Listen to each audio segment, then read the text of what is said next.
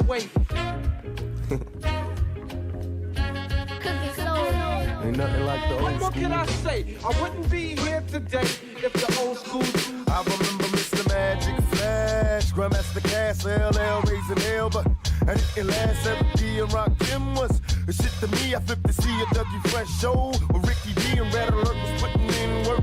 And Chuck Chill had my homies on the hill getting ill when shit was real. What I still remember raw with Daddy Kane when De La Soul was putting potholes in the game. I can't explain how it was. Houdini had me puffing on that Buddha getting buzzed. Cause still I was. Them block parties in the projects and on my block. If you don't stop sipping on that private stock. And through my speaker, Queen Latifah and MC Light. Listen to tracks of KRS to get me through the night. With Tiller Rockin' Mantronics and Step the Sign. Remember wish it was the bond shit. Nothing like the old What school. can I say? I wouldn't be here today if the old school didn't pave the way. Like the What old more can I school. say? I wouldn't be here today if the old school didn't pave the way. Like the What old more can I say? I wouldn't be here today if the old school didn't pave the way. What more can I say? I wouldn't be here today if the old school.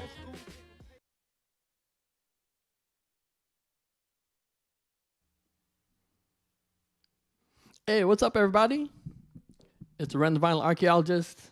Just bring you another edition of Who Sampled. We do this every Sunday, 12 p.m. Pacific Standard Time, 3 p.m. on the East Coast.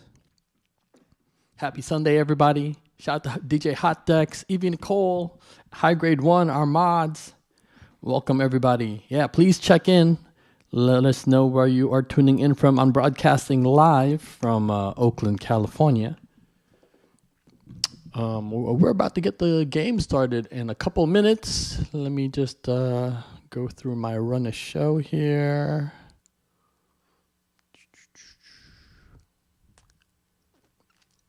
Yeah, check in, y'all. Los Angeles in the house. Dre Driz in the house. Berkeley in the house. All right, we got a good show lined up today. Welcome to everybody tuning in. Make sure you host, y'all. Make sure you host and let everybody know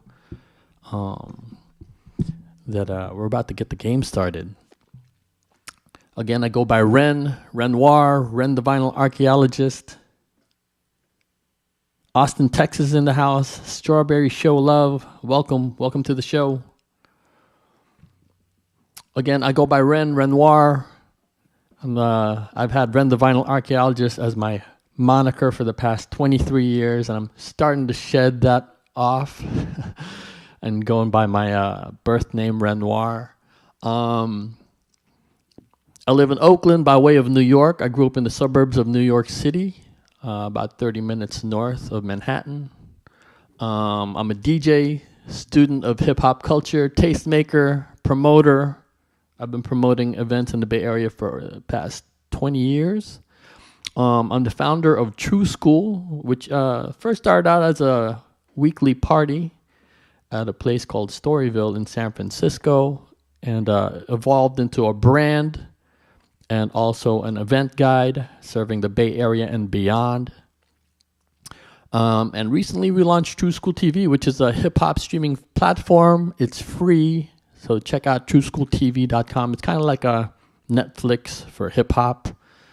I've combined all the different channels in terms of podcasts, like Sway in the Morning and Breakfast Club, and put it all in one website, trueschooltv.com. The link is right there in the chat. I am on super chill mode today, high grade. I actually had I had too much to drink last night, so I'm very chill. I'm trying to medicate. I got a hangover, so yeah. So yeah, we've been doing this. This is episode number 51. Our co-hosts in the past have been House Shoes, Arabian Prince, Neil Armstrong, Domino from Hieroglyphics, Selecta from Pittsburgh, who brought along Paradise Gray one time of the Latin Quarter. Davey D, Des Andres, Cutso, Flip Out, DJ Spare, and so many more. And coming up, we have a special guest. And in the next coming months, we actually we have Andy Smith of Portishead. We have DJ Epic, and then we got Arabian Prince also coming back. So our next guest, our guest host for today, is a Philly native. He's a DJ, musician, entrepreneur, influencer. His bio is crazy. Let me just get everything set up here so that he's got a really long resume. And I'm just gonna read you parts of it because I can't even read off all this stuff. So globally known as one of the top tier DJs on the planet, has toured with dozens of times, toured the planet dozens of times, and played many times on 5 different continents in almost 50 different countries. He's widely regarded as an integral figure in the rich Philadelphia DJ legacy, alongside legends and contemporaries such as Jazzy Jeff, Questlove, Diplo, a master of the open format sets. COSMO is known worldwide for his genre spanning selection. So he's been behind the turntables for over 25 years. I don't know when this bio was written, but he's played alongside artists as diverse as Drake, Jay-Z, Frank Ocean, The Roots, Kanye West, Black Eyed Peas, Erykah Badu, so just put some ones in the chat for our guest co-host, Cosmo Baker. Oh, wrong way. This one.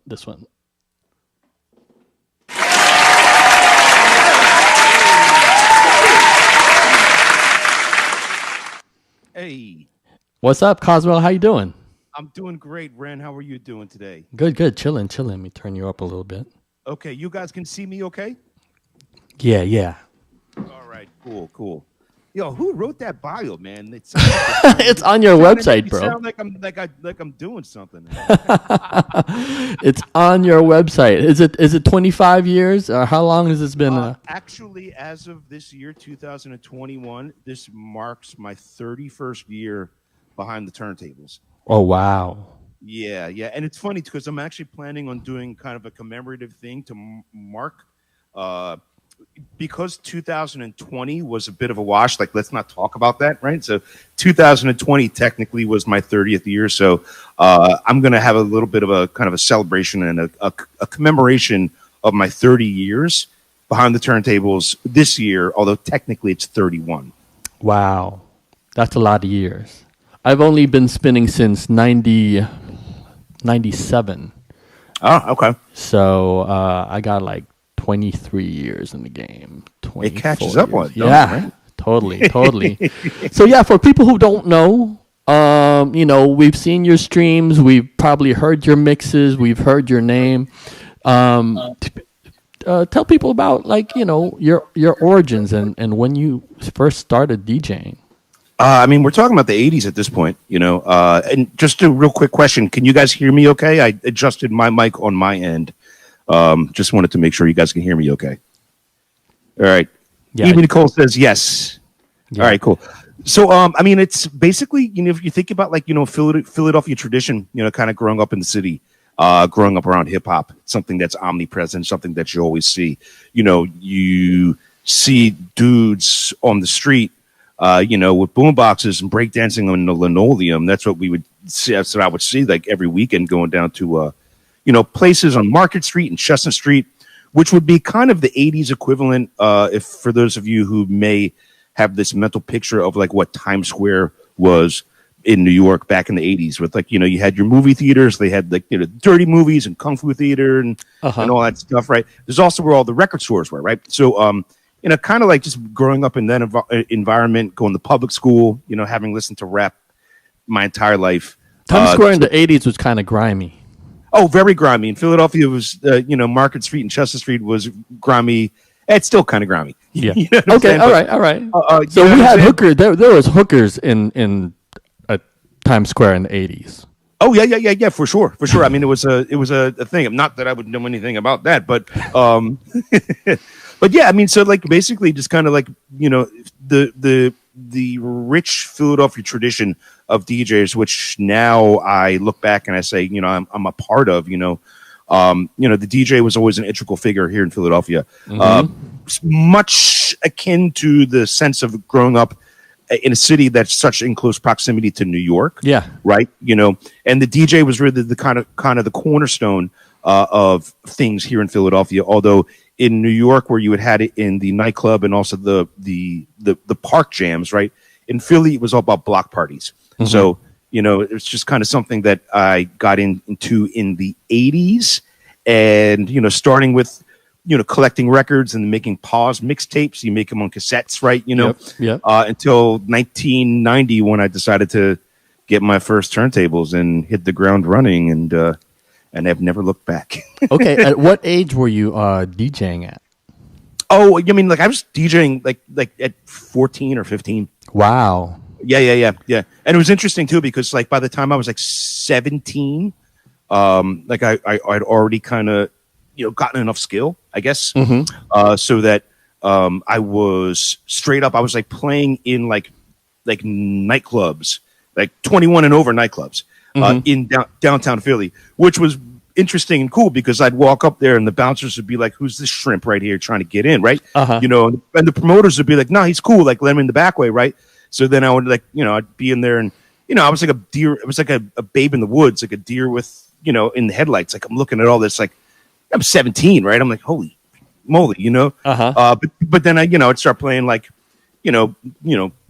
rap, hip hop, and I'm playing funk, and the guys be like, well, what's this young kid know about all this stuff? So, I basically, the long and short of it is I got started at a very early age. Yeah, and So, and I'm really, really grateful for kind of everything that DJing has given me over the course of 3 decades. That's so dope. I mean, some of the guest hosts that we've had here started at a very young age, like Selecta from Pittsburgh started at a very young age. Bus Crates started when he was like 12 or something. Word. Yep. So yeah, that's dope. And then like at some point you like moved to New York, right? Oh yeah, so I lived in New York like twice. I mean, I moved up there in like the mid 90s. Which was a dope time to be in New York. I mean, if you could imagine being a DJ, right? And, I was playing in nightclubs downtown, kind of the same circuit as like, Ronson and Stretch and Mighty My and all those guys would be playing like that downtown circuit, right? Nice. But if you could imagine like being a DJ, living in New York at that time, and like you'd be playing in nightclubs in front of dance crowds that wanted to hear, new hip hop, and you'd be like playing, oh, here's a new rap record that I'm going to drop. Oh, it's just, Mobb Deep Shook Ones Part 2. You know what I'm saying? Or like, the new Notorious B.I.G. record or the new Wu-Tang record, like playing those songs, which are now like ensconced in canon, right? Playing those songs when they were brand new for crowds in New York is definitely like something that was a very, very special experience. So, so I was there in the 90s. Then I moved back to Philly for a little bit to go back to college. And then I lived in New York again, like for the entire 2000s into the 2010s. Okay. All right. Yeah. Nice. So I kind of went forward, but I mean, talk to me about the Philly scene a little bit and, just who you knew very early on in the scene. Well, if you kind of look at the Philadelphia scene in terms of like DJing, you can kind of boil that down and kind of look at it in like a macro sense of like Philadelphia having like this little brother syndrome from New York, right? Sure. Philly's only 2 hours away for people who don't know. Yeah, like not even if you take the Amtrak train, it's like an hour and a half. Oh, okay. So yeah, I mean it's closer than most people imagine. And it's like one of the things like why like a lot of like marketing budgets traditionally would not go to Philly because like Philly and New York are in the same kind of marketing bubble, right? So they'd always kind of give to New York. But at the same time, for a lot of rap groups that were coming out in New York, especially in the 80s, for these groups that were hitting the national stage for the first time, LL, Public Enemy, Beastie Boys, all the cold chilling artists, like Philadelphia would always be the second stop on their tours because it was literally the first stop outside of New York. Sure. So we always had that kind of direct pipeline to New York. Yet at the same time, like Philadelphia, we're kind of like known to be a city that's I don't want to say like we got a chip on our shoulders, right? You know what I'm saying? But we're like a city that's got something to prove, right? So like, that's why with DJing and DJ culture in Philadelphia, we've always been one that want to kind of like push the envelope forward, right? And you saw that a lot with a lot of the DJs that were, a lot of the names, like, obviously Jazzy Jeff and Cash Money, but, DJ Miz, Tap Money, Lightning Rich, a lot of the old guys, Grand Wizard Rasheen, a lot of those dudes who are pioneers in Philadelphia. And also, like, one of the things is being a DJ in Philadelphia is that it's very much dependent on like, you have to get really good really quick in Philadelphia. Because like the crowds here are so critical. Like if you're whack, like we're gonna let you know immediately. Okay. So like in order to make it, you have to you got to put up or shut up, basically. Sure. It's very competitive. Very competitive in that regard. Yes, absolutely. And of course, Cash Money and Jazzy Jeff, pioneering DJs. And even though people know Jazzy Jeff as like the inventor of the transformer, he really didn't invent it, right? This is true. So the inventor of the transform was a DJ named Spinbad, not Spinbad from New York that everybody knows, who recently passed away. But there's a Philly DJ named Spinbad, and he was the guy to invent it. There's kind of a saying that. There was Spinbad, Cash, and Jeff, right? Spinbad invented it. Cash named it. Jeff perfected it, and put it on record. So, that's kind of the history of like the transform scratch. Yeah, but it's indicatively a Philadelphia creation. All right, dope. All right, so let's. I'm gonna go ahead and start the game. Oh, let me just change the name up here. It still says Plattern. Plattern is our resident co-host. He used to do it every Sunday with me, but he's only doing last Sundays of the month now. But let me put your name up here, and thanks for joining us. So glad to be here. Thanks for having me, Ren, and shout out to the entire community and all the folks who are tuning in on True School. Also, shout out to the entire Bay Area. Philly and the Bay Area have a lot of simpatico. A lot of commonalities between our cities. Definitely. And actually, there's also a Bay Area connection you have with DJ 11, right? Yes, 11 and I used to be partners with The Rub, which is a group that I was part of for 10 years. 10 years, yeah. Yeah, DJ 11 actually is from the Bay Area, part of a local DJ crew called Local 1200. With Saquon and Namani, for those who don't know. So many. I actually had the opportunity to do 45 sessions with Plattern and a Shortcut nice. last week or the week before. It was great. Dope. Tons of fun. Dope. We ended up staying up until I think I was up until 4:00 in the morning, East Coast time. Nice. Something I haven't done in a long time. I feel you. Dope. So, tell me about The Rub. I mean, I've never been. I've heard about it. So The Rub was a. I mean, they're still doing it, but I left in 2012. Oh, they are okay. Yeah, to go solo. And it was a party / remix collective, I guess. That was started by Ayers, and then the three of us came together, and we did it for 10 years. You and 11 and Ayers. Yes. Yeah. And then in 2012, I left to go solo, and dope. There you go. Dope. All right, so let's see here. All right, I'm gonna explain how the game works, everybody. For those newcomers out here, First of all, shout out to Rubik's Uno, Bakewell, and the place to be. Thanks for the subscription, Strawberry Show Love. All right, here's how the game works. We're gonna play 20 songs that were sampled by hip hop, R&B artists, and the like. If it's like a house song, we'll let you know. First person to guess correctly in the chat will win the round. So we're gonna have 20 rounds. Cosmo's gonna play 10. I'm gonna play 10 samples, and the person with the most points wins the game. Hey. High Grade set off the air horn sound effect with his channel points. So, and the prizes are: you get a Hello Stranger prize pack. Hello Stranger is a bar located in downtown Oakland. Plattern is actually the person who books the artists there. So you're gonna get to-go craft cocktail, courtesy of Hello Stranger Bar. You'll also get a sticker. Where is it? A no request sticker. I can't find it right now. And also a poster from courtesy of Jimmy Love, who's an artist based in the Bay Area. And let me show you the posters, the hip hop posters he's been producing since COVID. Some pretty dope stuff here. So here we are.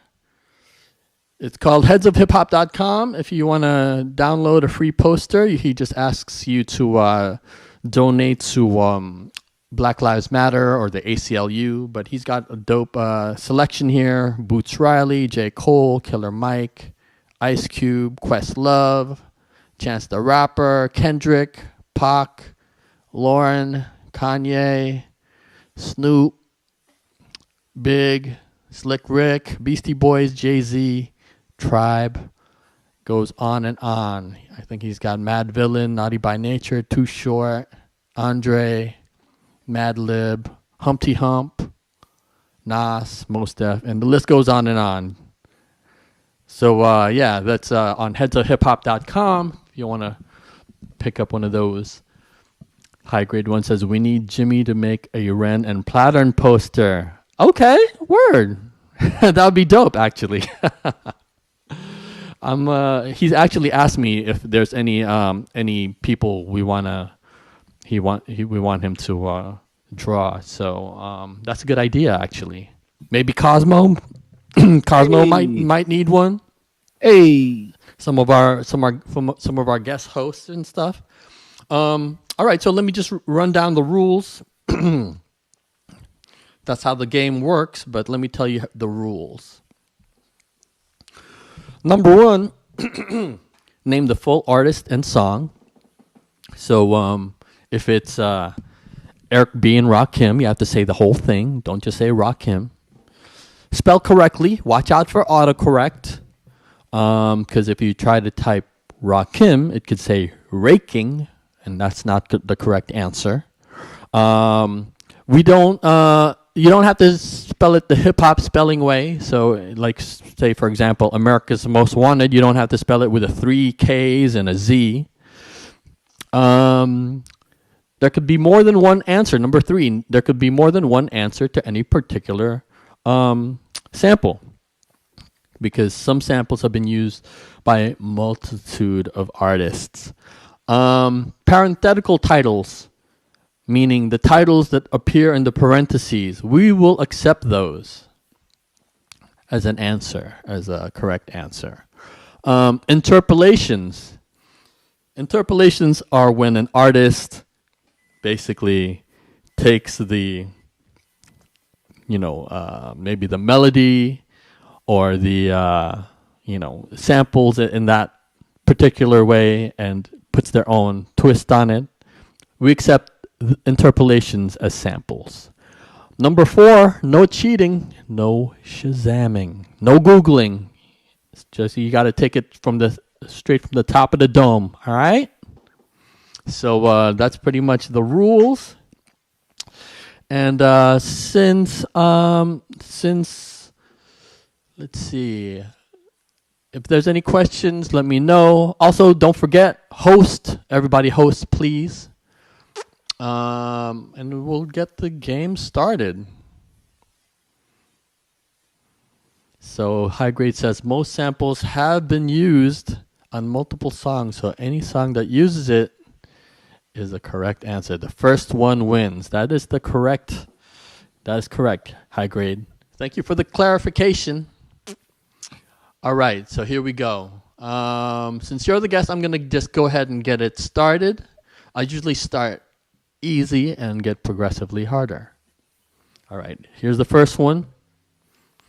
Also, if you're watching this on your phone and you want to participate, I would use a laptop because it's faster and there's a lag on the phone. All right? All right, so here's the first one. You're blazing one, High Grade. I need to blaze one too. Here you go. Here's the first one. Remember, name the artist who sampled it and the song that it was sampled in. All right? Here we go.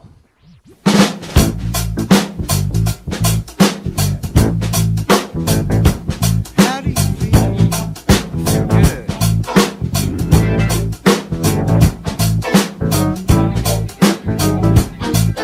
In fact, I feel bloody fantastic.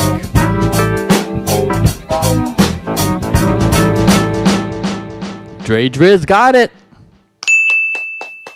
Jazzy Jeff and the Fresh Prince. Parents just don't understand. That's the correct answer. All right, so let me Well done, Dre Driz. Yep. So you probably saw Jazzy Jeff and Fresh Prince come up before they became popular. Am I correct in assuming that? At least in the local scene, or did they already come out with like? I mean, they were already pretty popular, like from jump. You know, their first record was "Rock the House," right? First record was "Rock the House," right? So by that time, I mean, they already had a pretty big reputation of just kind of being like, you know, a pretty preeminent Philly group. Although, you know, I was still like a kid. Like I wasn't necessarily going out to block parties and seeing them play, you know, or playing jams at the park or whatever. You know what I'm saying? But you know, I mean, they were big, and they were also big for many years. You know, I think that lots of people overlook the fact that, you know, Will Smith has his career, you know, as an actor, right? Right. And many people don't necessarily know his connection to hip hop, right? Or the fact that he's a rapper first, right? Oh, right. And I also think that a lot of people kind of overlook Will's significance and contribution to hip hop. You know, right. they think that he was like a corny rapper. Right. You know, no, he was a dope rapper. He is a dope rapper, and he was one of the top guys, one of the top dogs, especially back then. You know, not just in Philadelphia, but kind of you know nationally known as like, you know, Fresh Prince. You know, right. So, right. Yeah. I mean, when people think parents just don't understand, that was kind of like, you know, to most people it was like a commercial kind of thing, and it did blow up, right? Yeah. But when you actually listen to the whole album of he's a DJ, I'm the MC, or I forget, what is it? I'm the rapper. I'm the rapper. Yeah. I'm the rapper. He's the DJ. It's a real hip hop album. I mean, including like Jazzy Jeff's cuts, and you know, I remember they just recently did something during COVID, where they kind of did a virtual show. I don't know. Yeah, they did. I think they did a brand new. They did a virtual brand new funk. Yeah, you know? brand new funk, right? Yeah. I mean, and when you look at brand new funk and how he was spitting on that was some like, you know, Run DMC shit. You know what I mean? With him and Jeff going back and forth. Also, you play brand new funk. I mean, that record still goes in the club. You know what I'm saying? So. Oh, totally. Oh yeah. Let me play. Parents Just Don't Understand, just for reference.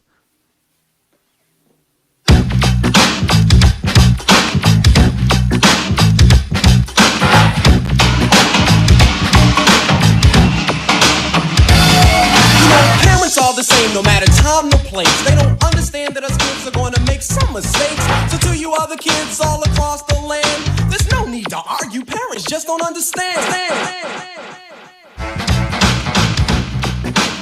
Driz says, let the music play. I'll let it play. I remember one year my mom took me school shopping. I mean, here's the thing: you can't front that when you're 8 years old or 9 years old and you're listening to that. It's like, of course, that's the jam. Oh yeah, of course, that's the jam. Yeah, you totally relate to it. With the clothes she chose, I didn't say nothing at first. I just turned to my nose. She said, "What's wrong? This shirt costs $20." I said, "Mom, the shirt is plaid with a butterfly collar." The next half hour was. And I also think that it's a kind of an important thing to recognize the dynamic of Jazzy Jeff and the Fresh Prince in terms of the way that I don't want to be like that guy, like the way hip hop used to be and it should be, etc. Because things change and move, obviously, and evolve and grow. But one of the last groups where the DJ himself was also an integral part of the group. Yeah, he was not a sideman or a byproduct. You know. So you had DJ Jazzy Jeff and the Fresh Prince. Right. So so it's really kind of important to recognize that they were part of that school where the DJ was considered on equal footing as the MC. Right. And they probably got some backlash from just some of the hardcore hip hop heads that were just more into some more hardcore shit. You know what I mean? As opposed to the image of that Will was portraying, and parents just don't understand. You know what I mean? In terms of the way De La also was kind of breaking the mold in that way. Well, yeah, for sure. And also, I mean, we can't overlook the fact that they were the first Grammy winners for rap records, right? Which, interestingly enough, I think they accepted it, and a lot of other groups decided to boycott the Grammys because of the Grammys not airing that during the primetime. Right. So. They were definitely integral in that movement, and they definitely shook shit up in the industry. Oh yeah. Yeah. Got some shout out to everybody in the stream and in the chat. Got a lot of homies up in here. Word. Shout out to Sawif, Driz. We got some players up here in here. Driz is definitely won. Sawif's definitely won a few times. So yeah, we got some contenders up in here. All right, so let's keep it moving. You're up next. Oh, okay, my turn.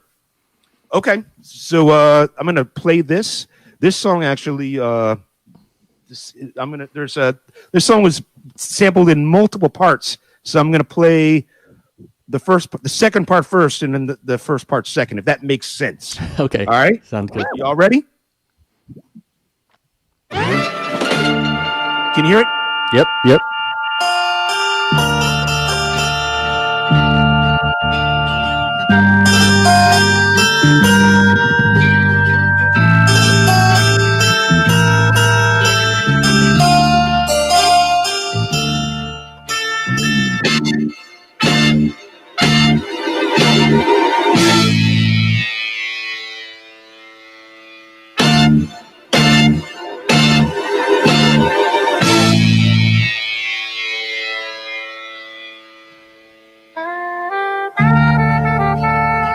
Don't tell me I stumped everybody. Rubik says he knows it. Oh, Evie Nicole got it. Jay-Z. Evie Nicole got it. Wait, Jay Dilla, Frank Jay and Dank. Dilla, Frank and Dank? Is that the name of it? It's McNasty Filk with Frank and Dank. But she got to guess the name too of the song. Oh, I think my bad. Anybody know the name of it? Rubik says J-Lib. It says J-Lib. What's the name of the song though? Is it? Okay, the name of the song. Yes, Evie Nicole got it. McNasty. There you go. All right, okay. All right, Evie Nicole. Yeah, that's Paul Moriarty and his orchestra, Melancholy Man, that was sampled by J-Lib. Sampled by Madlib, I should say. Madlib did the beat for Jay Dilla and Frank and Dank. This one. Yeah,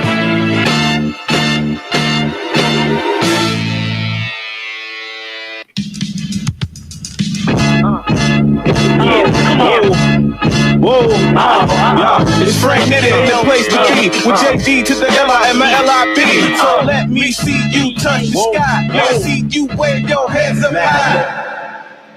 All right. All right, so that one goes to Evie Nicole. Yeah, and sorry, I'm still getting used to this. I'll make sure that I don't jump the gun. But shout out to Evie Nicole. She got it. Absolutely. Nice. All right. Damn, I thought that was an easy one, yo. Damn. I mean, my bad. I put it in order. I was like, I'm going to make the easy ones first and then the harder ones. All right. Okay. Nice. Yeah, I usually start off easy too. So let me see. I mean, but you never know. You know what I mean? Sometimes people, we're all coming at this from all different angles, right? Yeah, no doubt. And all of us also have our own personal connection with music. You know what I'm saying? And you know, I noticed that that's actually a common theme with the stuff that I chose for today.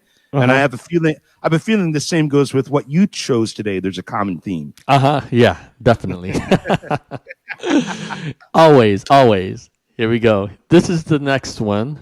This one is super easy. So you just got to type very fast.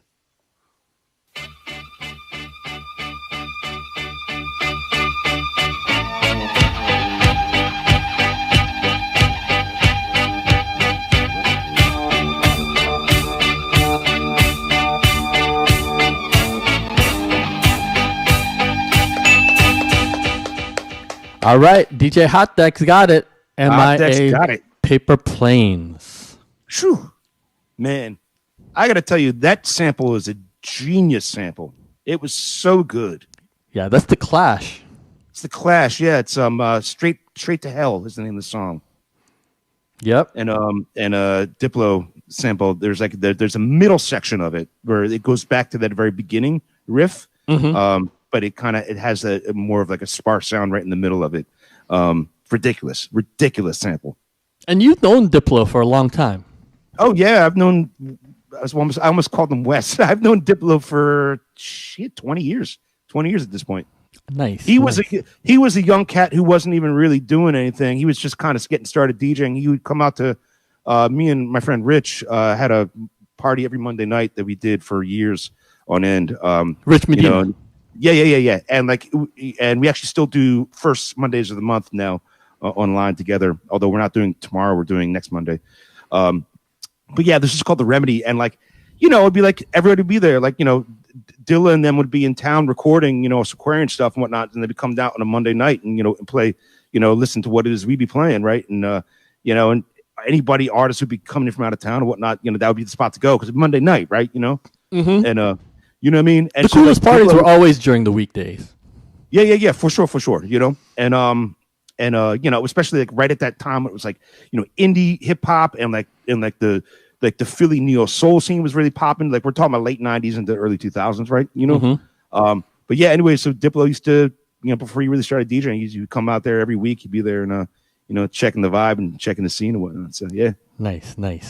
Young man made a little name for himself. Yeah. Made the city proud. Yeah. All right, let me play some Paper Planes just for reference.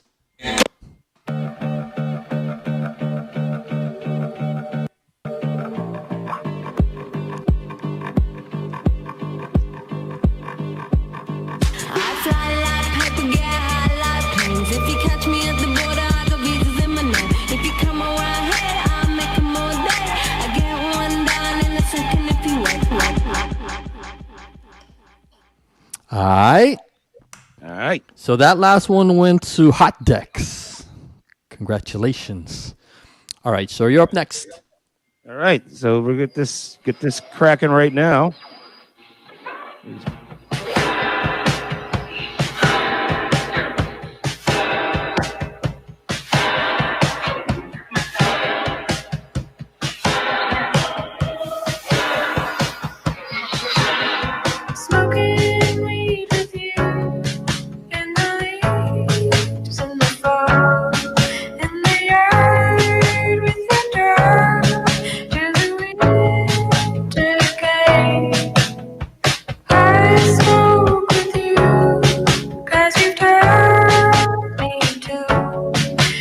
What's the song name? Reiner got it. Yeah, who was that? Reiner Nacht? Reiner Nacht got it. Yep, Rainer. His name? I think it's Rainer Nacht got it. Yeah. Yeah, Kendrick Lamar, The Recipe. That's the correct answer. that's right. You're on the board, Rainer.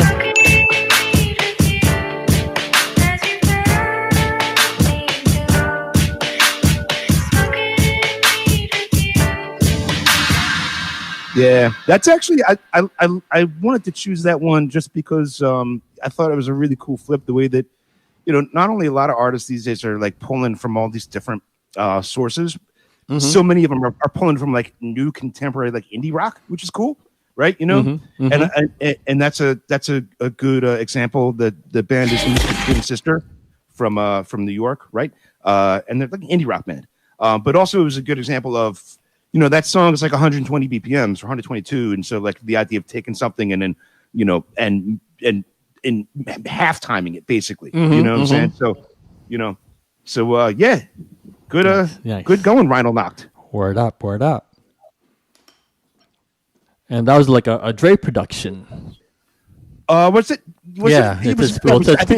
Actually, it says featuring Dre. So I don't know if Dre was definitely on it, but I don't know. He may have been the producer, or at least him and people from his camp. Right. How that go? How that go? Right. Totally. All right. So here's the next one. So far, we got a 4-way tie. Driz, Evie, Hot Dex, and Rainer are on the board with one apiece. All right. Here's the next one. High Grade made a funny joke. Hey.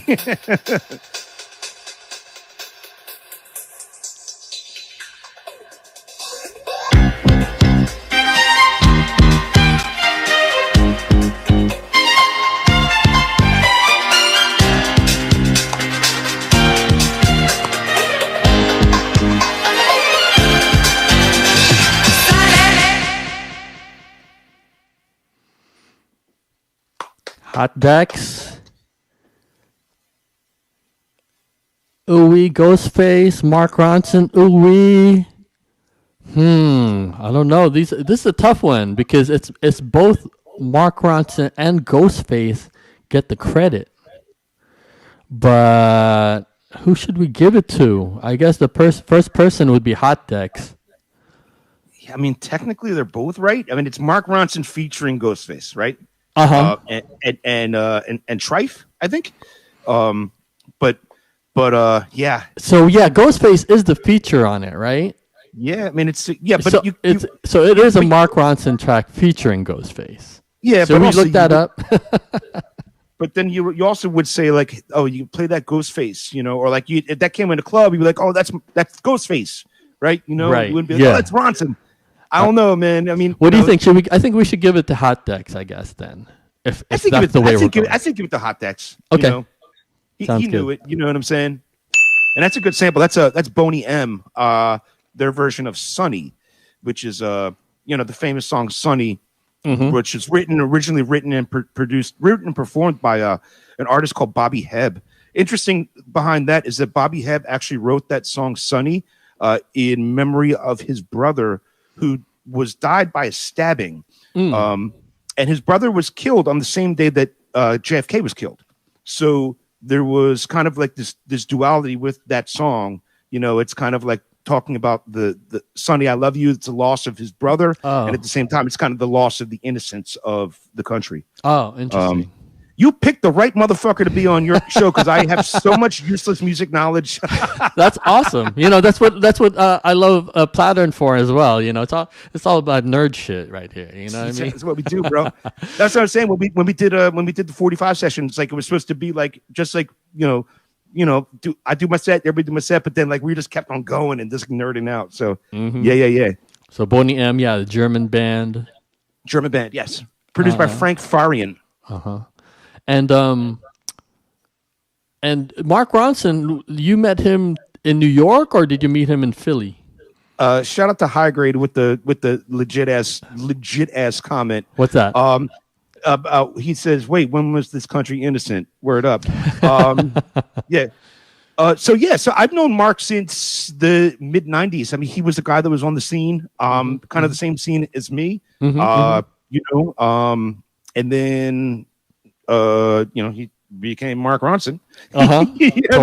Totally. But he's still a buddy of mine and a friend of mine, and Nice. I've known him since like '94. And last time I saw him, actually, it was great. I actually had an opportunity to play with him and Kevin Parker, the guy from Tame Impala. The three of us played at a place called Output in New York. This is about 3 years ago or so. Nice. So pretty cool. Good stuff. Yeah, one of my partners who I started True School with, this cat, he goes by Stimulus. Actually went to school with Mark Ronson and produced some of his music. Right on. He's also a dope DJ and an MC. So when I first heard Mark Ronson, was like just looking at his bio, I was like, I didn't know him as a producer, back then, but later on, I was like, oh, that's the dude. Well, it's funny though, because we were always used to. I forget who it is that we were joking about this. Like back in the day, like when Mark was first starting, Mark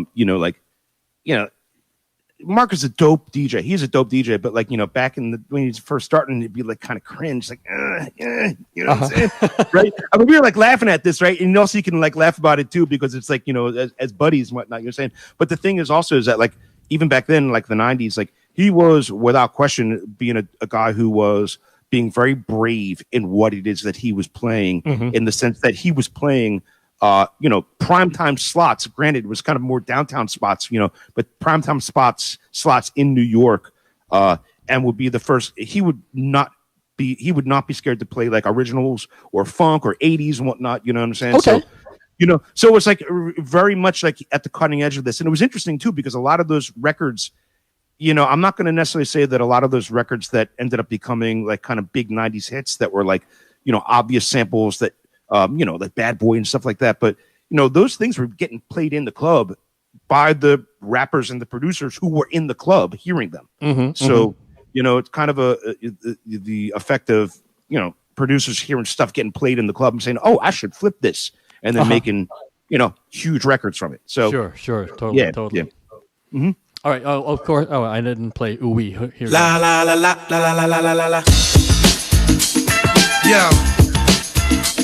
what's the deal? Ain't nothing, Paul. We just here wearing and all that. Trying to get our heads right, get this money right, and all that. You know what I'm saying? You know how it goes. It's another day in the hood. Yo, one night, New York City, heard it going down. Friday night, midnight, Atlantic City, slash machines, ding, ding, ding, ding, ding, when they ring off. Lock the doors, that's when ghosts just cheat. that song still goes. Word. All right. So you're up next. It's my turn. Here we go. This song is also another song that has samples in two different parts, so I'll play both of them to see if you guys can catch it. All right. Sounds good. Here we go.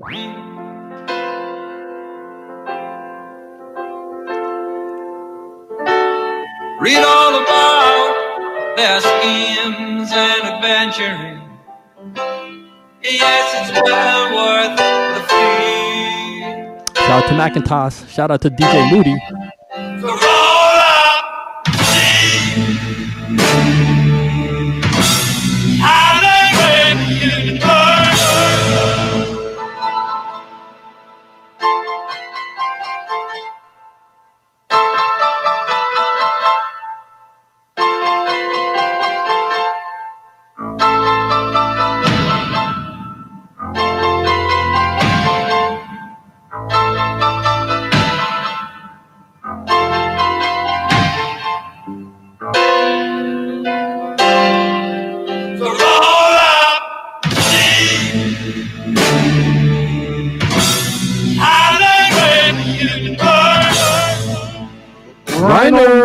Rhino got it. There you go. He delivering once again. Fabulous Breathe is the answer. One into the two into the three into the four, then you gotta breathe. So that's like, they sampled it, they put it on 45, right? Like they'll pop it like a little bit like this. Hold on.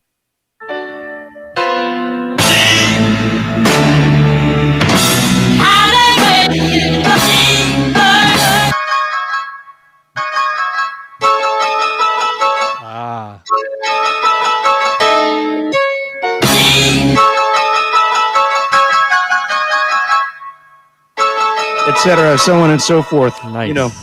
Yeah. Dope. Yeah. All right. That's Super Tramp. Oh, word? Interesting. Yeah. Wow. Hey, man, Just Blaze, you know. Hey, Yep. Just Blaze, you know. Hey, Yeah. make it happen, right? Just Blaze kills it. So we got Hot Decks now with 2, Rainer with 2, Driz and Efi got 1 apiece. All right, here's the next one.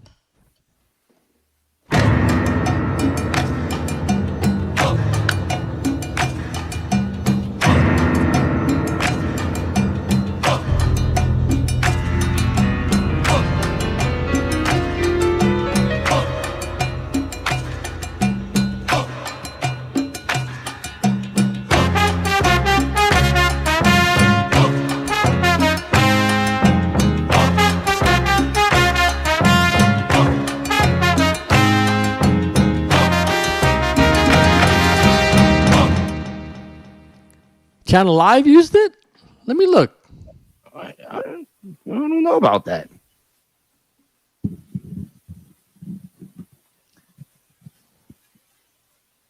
High grade one. He got it, right? Or Moody got it. What it's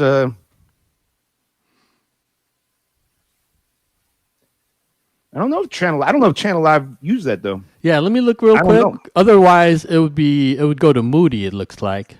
Moody, yeah. Watch out for this. Boombaye. Yeah, let me just make sure that Channel Live isn't also a correct answer. Nope. So yeah, we're giving it to DJ Moody.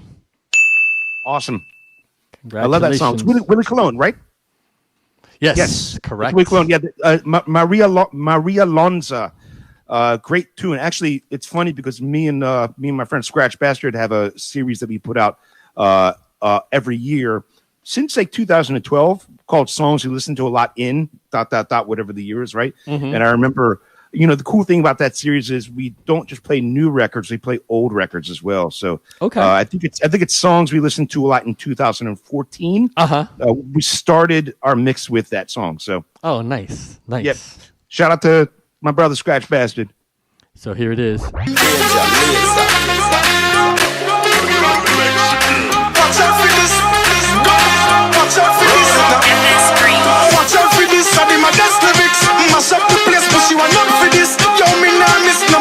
Yeah, me too, Moody. I still run the track too. Watch out for this, I be my best lyrics. Mash up the place, but you are not for this. Yo, me now miss number 1 on the list. Mash up the place. Yeah, that shit still goes. Still goes. That song still goes. In fact, I remember one year it was, you know what it was? It was 2012 because we were doing Red Bull 3 Style in Toronto that year for the World Finals, right? And we were all up there, right? I was one of the judges and et cetera, like whatever, feature guys and whatnot. Almost every DJ in their set was playing Watch Out for This Boombaye just because it was so dope. The horns got so cracking, it made the party jump, but then also because of the horns, DJs were able to do kind of like tone play. Oh, that's when tone play was getting like really heavy. You know what I'm saying? Sure. Yeah. And that's Busy Signal in that, I think, right? Yeah. I got a Busy Signal dub plate actually back here. We do the not over that, but another major laser joint. I'll save that for another time. All right. Nice. All right.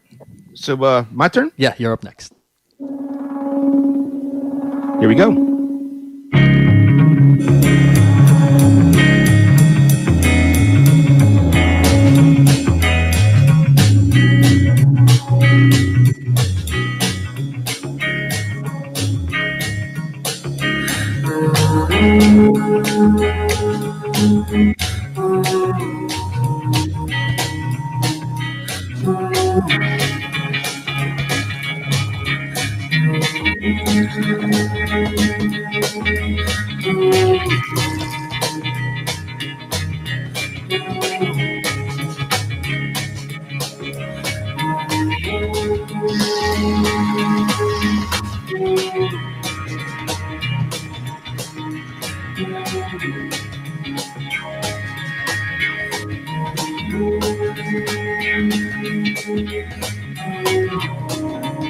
Bakewell says A Tribe Called Quest. We got this.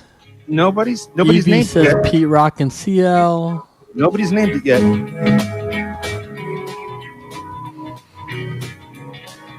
Driz and Sawif are saying Clear Soul Forces. I have no idea what that is. Let me look that up. I mean, it's something very specific, but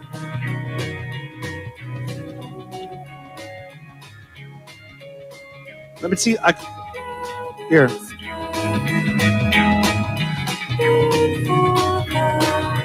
I'll start from the very beginning.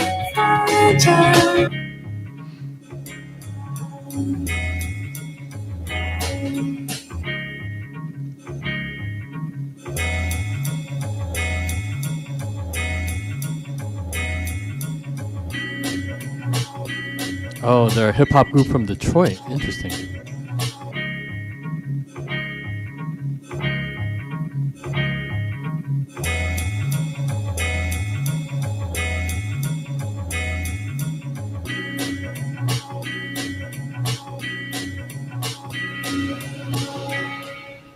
You tell me. I mean, did we stump him? Oh, wait. We got to hear the title, right? Yes, the title of the song. Title of the song and the artist, correct? Mm-hmm.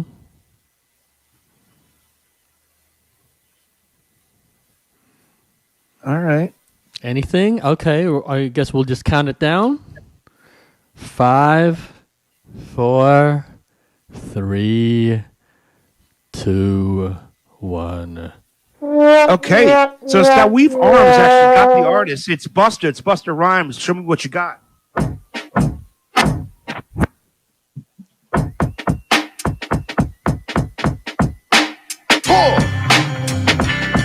this is another one of the marvelous shits. Yeah, flip phone. Fuck the rhyme shit. Yeah, so remarkable. Yeah.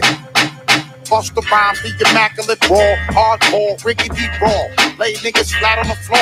Be climbing in the back of the ball. Nonchalant, flavor for sure. Tim's with the aqua for law. Woo! Tell me what you got. Show me what you got by Buster Rhymes. Yep. So Sawif Arms are super close. Yep. But I don't know if we he credit got it in that. time. I don't think he beat the horns. Okay. So I chose that because it was another example of like a halftime, double time, and also, I mean, Stereolab isn't even really indie rock, it's just kind of weird shit, right? But Dilla, who did that beat, that's a Jay Dilla beat. Right? Oh, okay. Yeah, so Dilla was kind of like this. You see, I'm gonna have a lot of Dilla beats today. Maybe. Oh, maybe I shouldn't have said that. I'm not gonna say. Yeah. So like the idea, Dilla taking that beat and flipping it is really kind of just an example of his golden ear, right? You know what I'm saying? Some people are really still saying Clear Soul Forces. Let me look it up. What's the? Yeah, I'm not sure of that. But, and if people that's didn't true, name then, the song though. What Clear Soul Forces, and I didn't see a song name, so I don't know if anybody got it. I mean, if you want to go on Who Sample Snitched, maybe it might be on there. Yeah, I don't see it. So yeah, we'll keep it going. All right, cool. Here's the next one. I played this before, so here we go. We'll see if anybody gets it.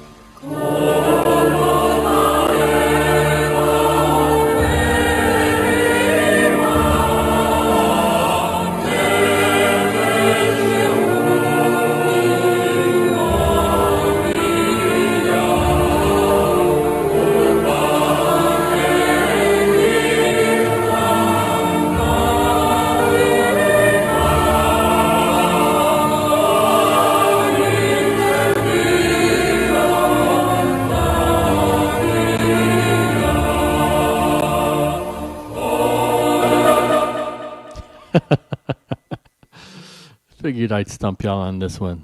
I'm definitely stumped. That doesn't sound familiar to you, huh? Okay. I didn't. I mean, All right. That's a tough one, Ren. Nope, that's not it. Hot decks. All right, I guess I'm going to have to count it down. Run it back. All right, here we go.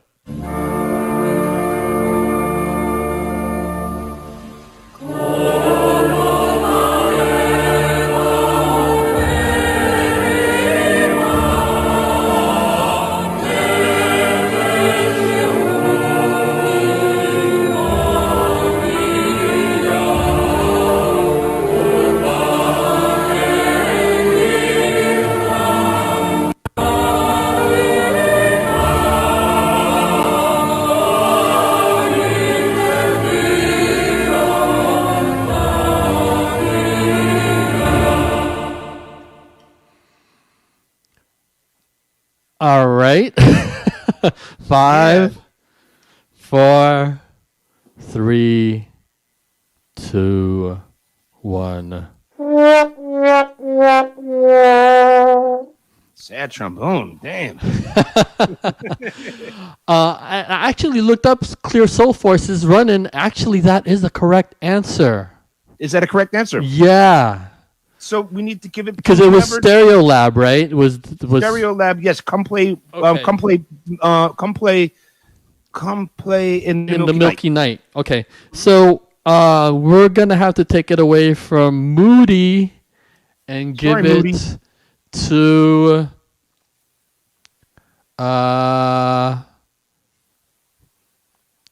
Driz. All right, that's your Whoever second said, point, Driz. What's the name of that song? Quiet Forces? The name of the group is Clear Soul Forces, and the name of the song is Runnin'. So here it is. Stumped my ass on that. Keep it running with the beats, keep it running with the beats, keep it running. You are currently listening to music with no filler, lyric rilla, Mr. Nick. You did get that one before that? Niggas pumping dealer. When you resemble Krillin, you running from the fight while we flying to the ceiling. It's beats round spilling. Ironic as hell that you fly before I quit. Sega Sonic 2 tails, but. So that's Clear Soul Forces Runnin'.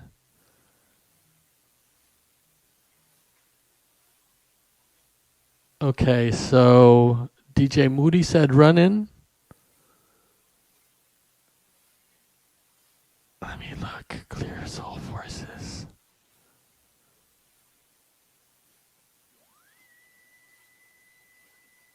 Yeah, it looks like Driz got you on that one. Yeah, Driz said it first. Clear Soul Forces Runnin'. Yep. So that's what we're going with. Labor. All right, so this last one, here it goes. I thought you'd know that one. You'd be familiar with it. That's actually the Israeli national anthem. No way. So here it is. Okay, gotta go to the beginning.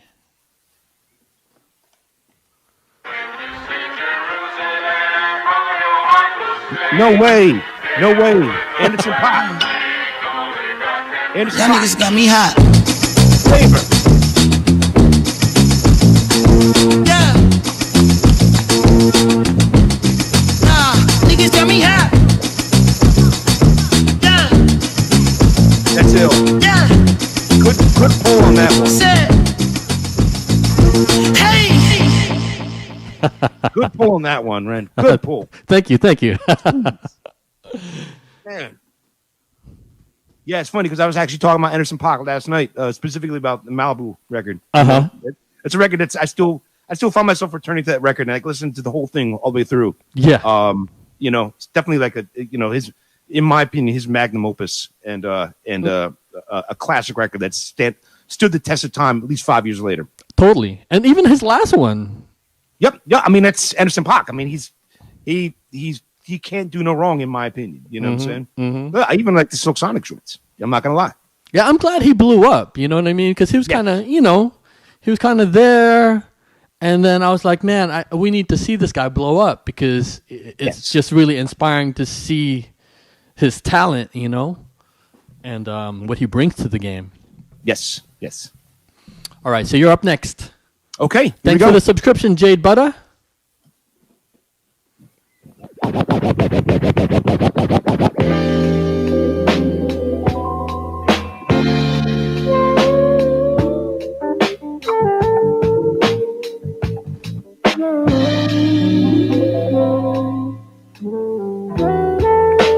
It ticks each night as the city sleeps. The seconds from annihilation. There it is. But no one stopped to think about the people or how they would survive. And we almost lost Detroit. DJ B style. This time. B style nailed it. Common the people is the answer. That's right. That was Gil Scott Heron with his song "We Almost Lost Detroit," talking about almost a near nuclear meltdown that was known. It wasn't Indian River, but this woman named Karen Silkwood was a whistleblower.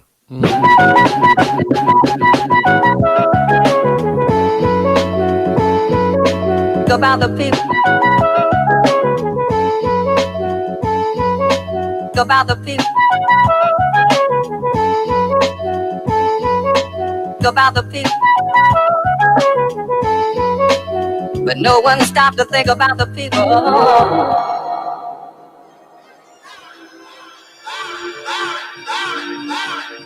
Street radio for unsung hero, riding in the Rego, trying to stay legal. My daughter found Nemo, I found a new primo. Yeah, you know how we do it for the people and the struggle of the brothers and the folks, the lovers of the dope. Experiments to discover hope, scuffle for notes. The rougher I wrote, times was harder. If a rock started to the voice.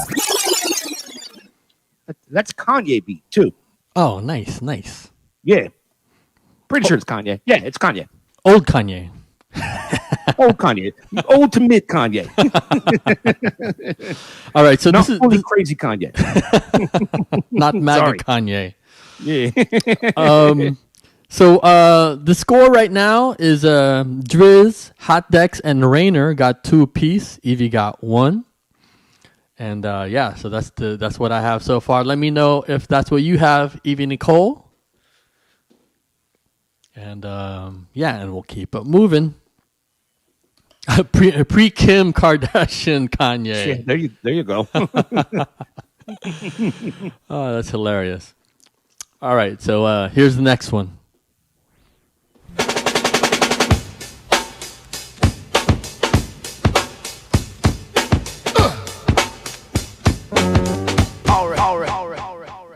Oh yeah.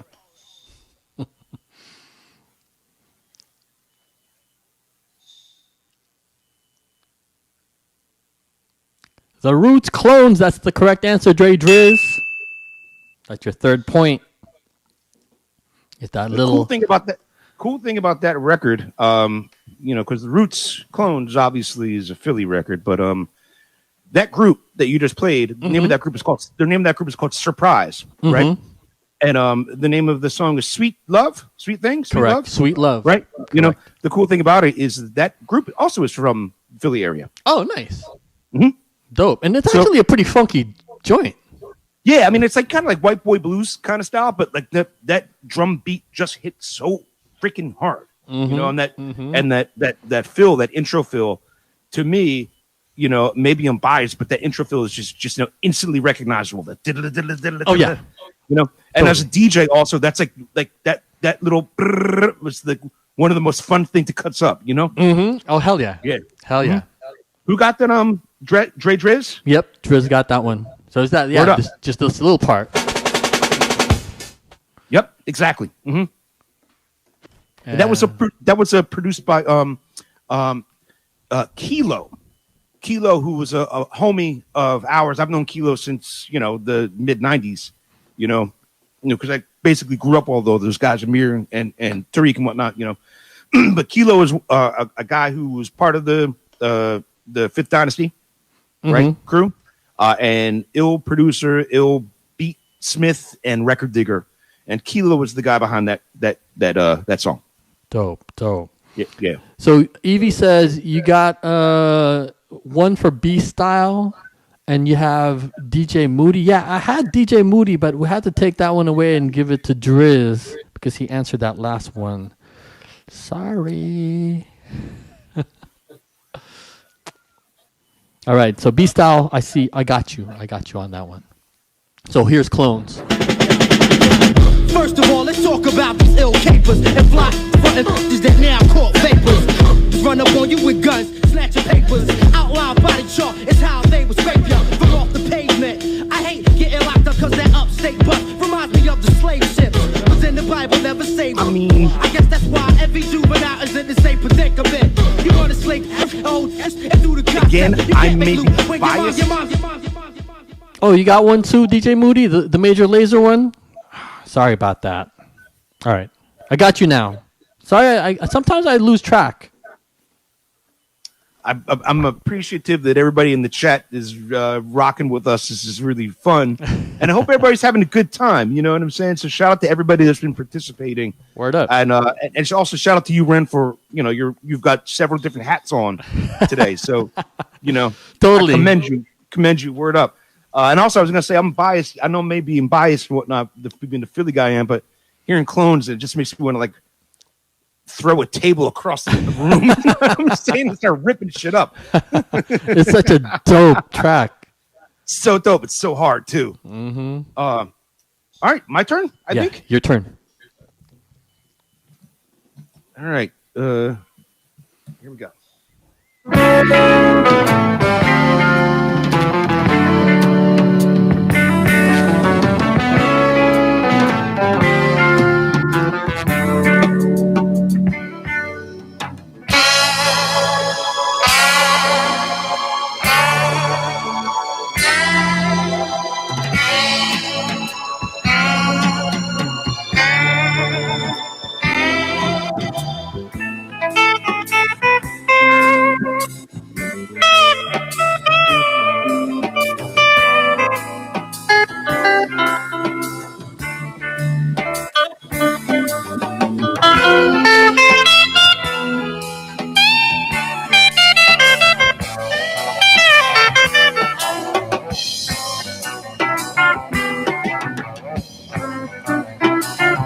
Did Bakewell get it? I'm waiting to see the name of the song.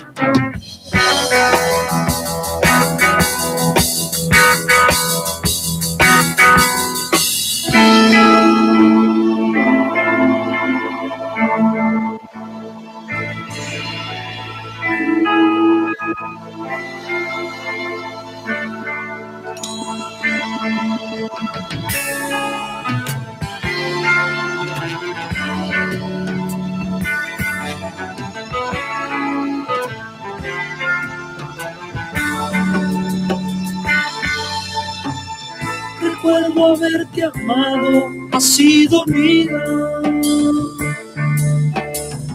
en aquellos que fueron. Is there a timer on this, Ren? Well, no. I mean, let's count it down if we still don't see the answer. Some people are saying we got this from here. Is that a correct answer? Let me look real quick. Is this Silver Soul? This is not Silver Soul. Oh, okay. Sorry. Okay. No, that's right. I skipped over it. Okay, I skipped one. I skipped 1, 2. Okay. So you still don't see the answer. I don't see the name of the song. Okay. So we'll just count it down if you don't see it. Okay. Let's count it down. 5, 4, 3, 2, 1.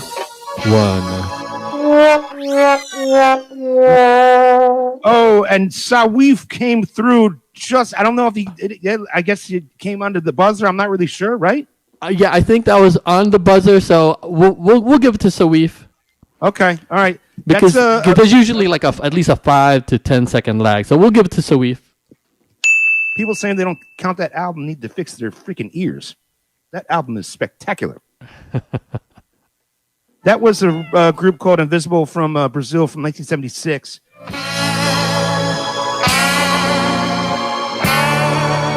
and what they did.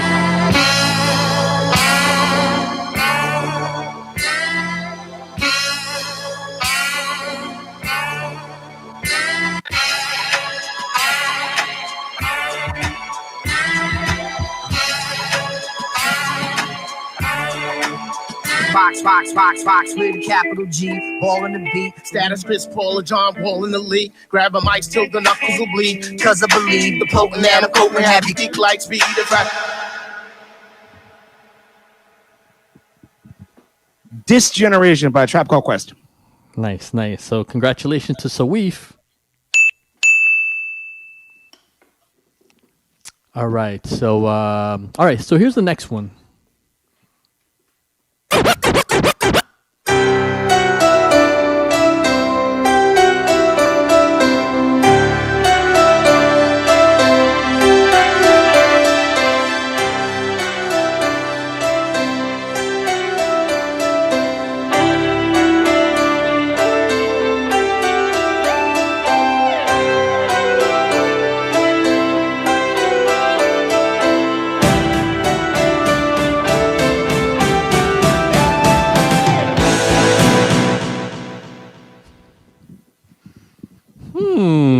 I'm waiting for somebody to say that. I'm waiting for somebody to.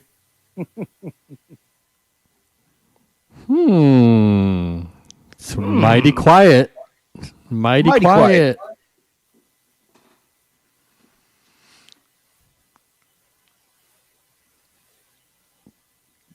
Okay. All right. DJ Moody got it.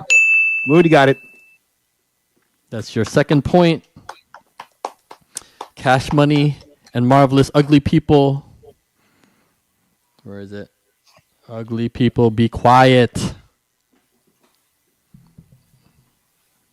Oh, Andy Smith in the house.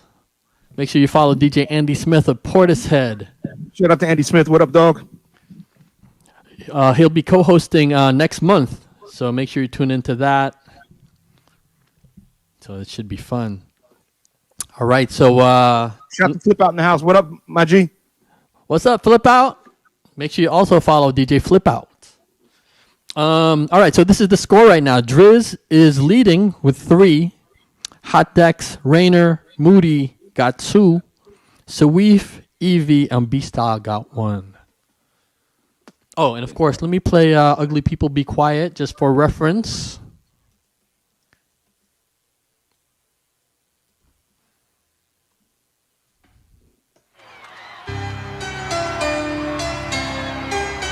On the wheels of steel, he is. On the wheels of steel, he is. DJ. Yes, money.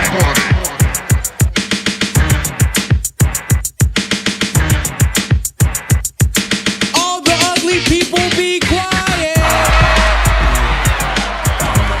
But before we get this party started right, hey Cash, tell the people what you're the king of.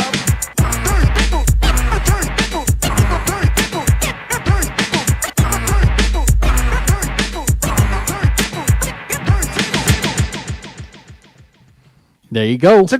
It's such a dope thing to me. First of all, because I'm a huge Tears for Fears fan, right? You know, the huge Tears for Fears fan. But it's also cool to me, kind of thinking about that record when they came out with that song, and then it was sampled not too long afterwards. Oh, really? You know, it was. Yeah, I mean, I think there was only a difference of like 2 or 3 years, right? And it's interesting, kind of thinking about. There's a bunch of records that came out in the 80s and early 90s where they were actually sampling like pop records, which are still kind of new and contemporary. You think of like, Jungle Brothers with George Michael. You think of Don't Look Any Further.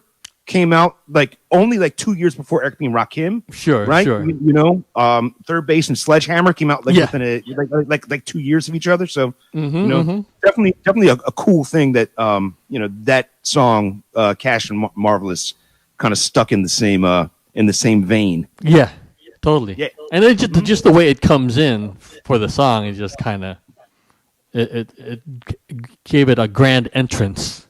Yeah, no question. Super, super, super dope. Okay, my turn. Yeah.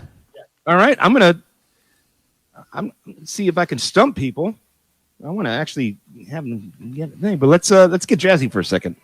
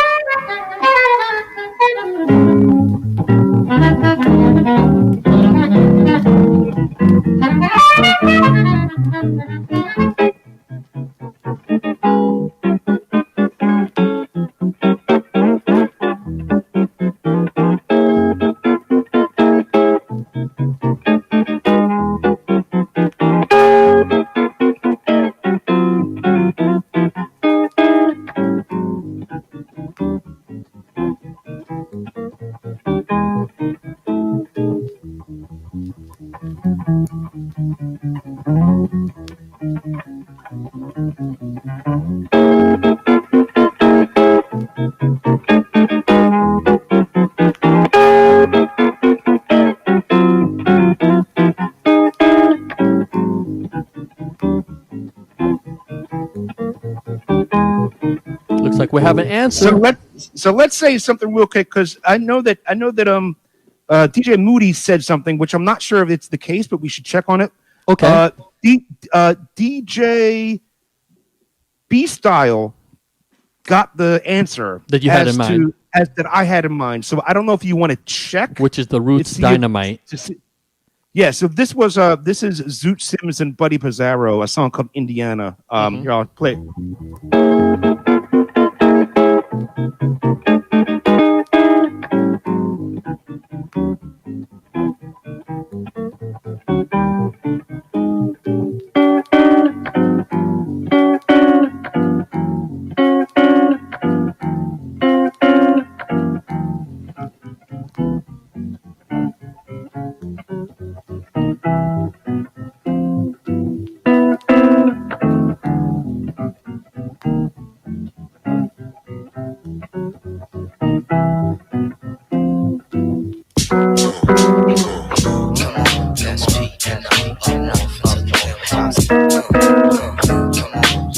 So this is the Roots Dynamite, which is also sampled by Jay Dilla. Did this beat. Everybody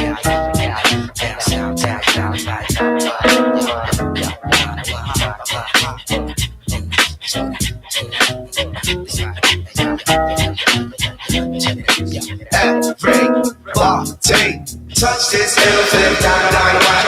Touch this elephant dynamite. Touch this elephant.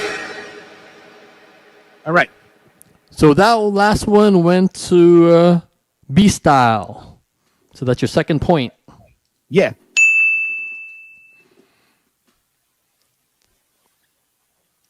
So, yeah, it wasn't A Tribe Called Quest. It was The Roots Dynamite, yes. Produced by Jay Dilla. But yes, there you go.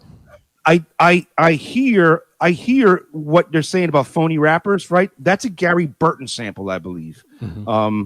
But yeah, it has the same semitones on that. But word, yeah. Shout out to DJ B Style.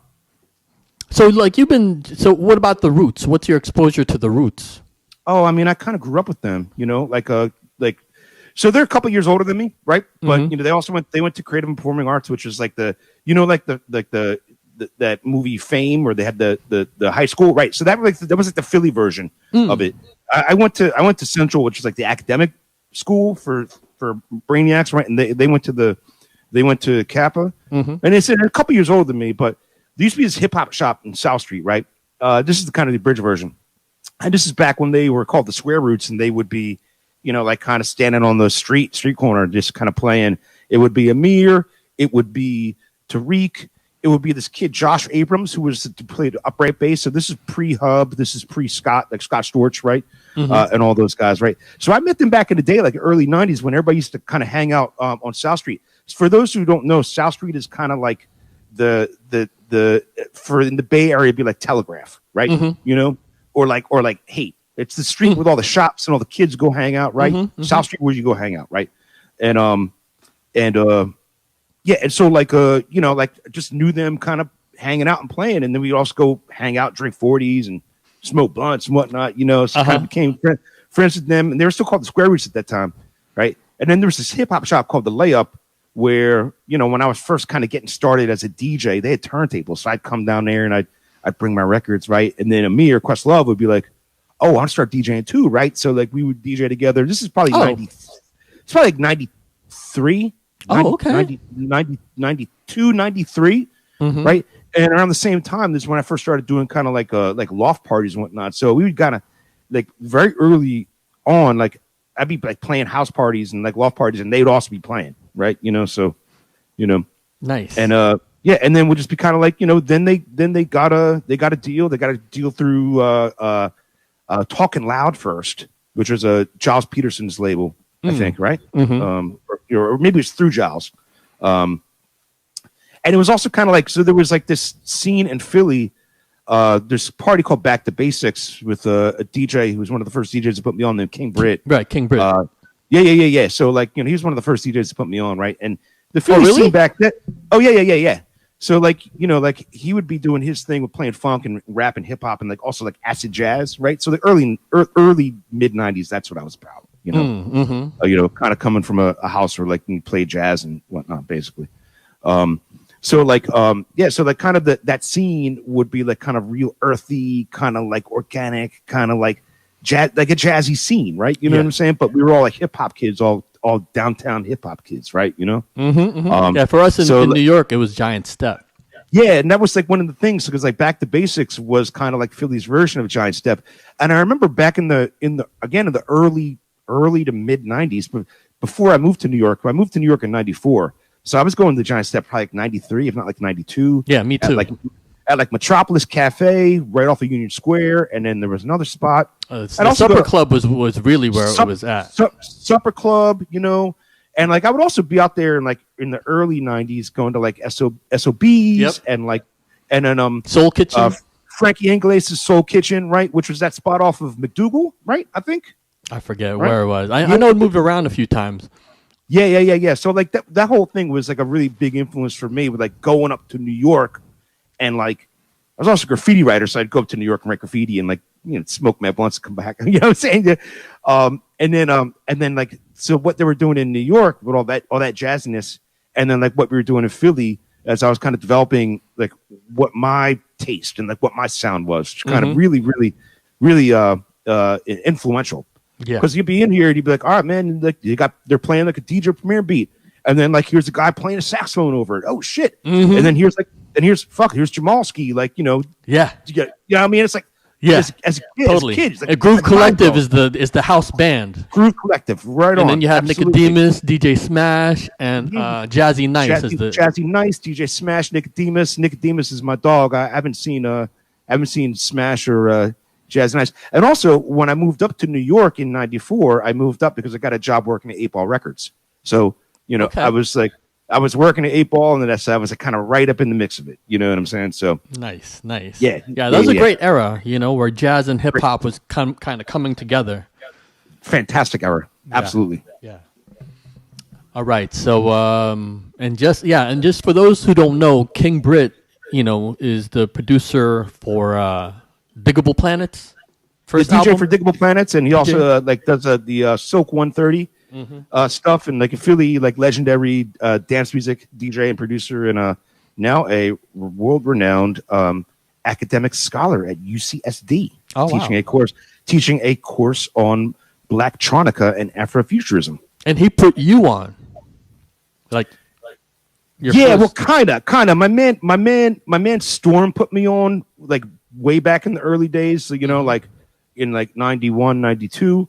But King Britt was this guy that I kind of idolized, and I saw him around town all the time. And, you know, he was like a cool looking dude. Be like in the 90s, he's wearing like bell bottoms. He got like a little jazzy hat and shit like that. You know what I'm saying? Like looking cool in the jazziness that we were talking about, right? Yes. So I wasn't able to get into his club, which was Back to Basics, which we were talking about. Was kind of Philly's version of Giant Step. So I would just go and I would sit outside and like listen to what it is that they were playing. And I would like bring a book and I'd read. And if I wanted to take notes, I'd take notes. Right. You know what I'm saying? I wasn't 21. I was probably 16 at this time, right? You know, and then as I said, eventually, like 17, I got an opportunity to start DJing at actual nightclubs, as you know, which was a revelation in itself. And then I remember the place is called Revival, and I'd be downstairs playing hip hop and funk, and they'd be playing house music upstairs, right? And it was like completely debaucherous, you know what I'm saying? Sex and drugs and all sorts of wild stuff. And I'm 17. I'm like, oh shit, this is wild, right? You know what I'm saying? So I remember one night the King came in, and like, you know, most people came in and they made their way up to the top, but King came in and just sat down right on this seat right in front of me, right? And I met him once before. We were digging for records. Me and my friend Espo, Steve Powers, were digging, and King was right there with us, right? And I was like pulling some shit, and I pulled a Simande record, right? And King, who didn't know us, like looked at us. He was just like, "Yo, y'all from New York?" Because in Philly, like if you see somebody who's hip, you think he's like New York. Like, no, we Philly guys, right? You know. But I knew who King was, right? You know what I'm saying? So I was just like, I kept that on the low. So anyway, so King's up on this thing, right? And he's like looking at me, and he's just like grooving. I'm like, oh man, I'm hoping I don't fuck this up, right? You know what I'm saying? I had like one 1200, and I had one like straight arm turntable. It's like fucked up, right? You know what I'm saying? So he came over. He was like, "Oh man, you're really doing it, man. You're doing it." And I'm playing like, you know, whatever, Roy Ayers and Organized Confusion or whatever, right? You know, and this is like early '90s. This is probably '90s, '92. It's '92 or '93. And he was just like, "Yo, man," and he was like, "Yo, what? How much they paying you to do this gig?" It's like a funny couldn't get asked it on retrospect, right? I told him truthfully, and I said they're paying me $35 to DJ, which is like, you know, you don't think about it when you're 17, right? You know what I'm saying? Yes. You just out there like really, I'm just out there psyched to be playing music for people. So the King was just like, you're coming with me. We're gonna give you a guest set at Back to Basics. Dope. So that basically was like, in my mind, it was like the equivalent of being like a nobody, and then like, you know, the big talent scout, or like, you know, the guy from the major league says you're getting pulled up to the majors, right? Dope. You know what I'm saying? So I remember it was funny too, because the first night that I DJ'd, and that was like January '93, I think, when I first DJ'd for them at Back to Basics. And I came in and I was nervous as fuck, man. You know, I was sweating, right? You know, I still get nervous, right? You know, and then you know, I smashed it. I just smashed it. You know, and I'm just saying that with all humility, right? And then they were like, all right, you're gonna come back in like 2 months. You'll come back for another guest set, right? I was like, all right, cool. And I came back 2 months, smashed it again. All right, you're gonna come back next month. Then you come to another set. I was like, all right, cool, right? And each time I came in, right, you know, I'd be doing me, right? You know, and then it got to the point where just like, oh man, listen, like, yo, no, you're just gonna be a resident DJ on this thing. So nice. Yeah, so that's kind of how how Kingbird officially put me on in my first like residency. Oh, nice. Yeah, that's ill. Yeah. Because King Britt was definitely the man, you know, during that time, you know. Oh yeah, no question. Yeah. All right, so let's see. Oh, I'm up next, right? I believe so. Okay, here we go. Here's the next one.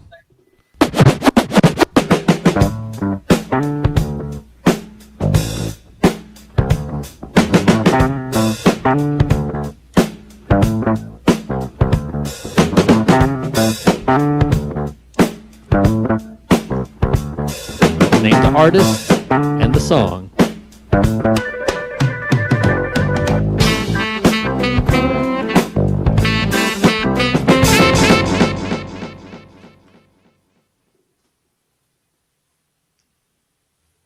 High grade? Any takers? Oh, Driz. Dre Driz got it, right? Yep. Yeah. That's the correct answer. You got 4 points now. You are definitely leading the pack. The correct answer is Bahamadia wordplay. Dre Driz knows his Philly centric who sampled material. Shout out to you, Dre Driz. Nice. Let me pull it up. Shout out to Bahamadia. I booked her once when early 2000s. She was one of the folks that you know, because we're trying to represent True School to the fullest. So we'd book like acts like Bahamadia, Coco Brothers, you know, all the legends, all the underground legends too, Mr. Complex, and all those folks. Here it is. Shout out to Bahamadia. Yeah, she's great. Her and I are actually old friends. We've known each other for 25 years at this point, I guess. Oh, nice. Yeah. And I actually got a chance to book for I don't want to, 20 some years ago for my 25th birthday. This is 2000. Okay. So I'm 46, right? I guess. So in 2000, I was turning 25, right? And I had an opportunity to book Dilla Slum Village for my birthday. Oh, dope. With Bahamadia, and then Cali Agents, which is Roscoe and Planet Asia. Yeah, it was like the Good Vibes tour, right? You know what I'm saying? Yeah. And it was all like, I love Cali Agents and Roscoe too. Mm-hmm. But I mean, it's all about Dilla, and also all about Bahamadia because her and I go way back. Mm-hmm, but it's great because just last year, Bahamadia and I had an opportunity to work together for the Joy to the Polls stuff that we were doing out there, where we were kind of pulling up unannounced to early voting spots in Philadelphia, and we would just do these impromptu performances while people were waiting in line to vote. So that was like a pretty dope thing that her and I were able to get involved with that and do it. Nice, dope. Good people too. Great people, incredibly talented. Mm-hmm. Keep my credentials involving instrumental rhymes for source to selves in the mental. Relieves you of the babbling that you was used to. Since the parting days up in the juice crew. I always forget about how hard that beat smacks. Yeah.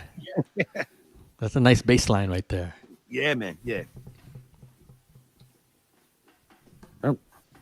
So, all right.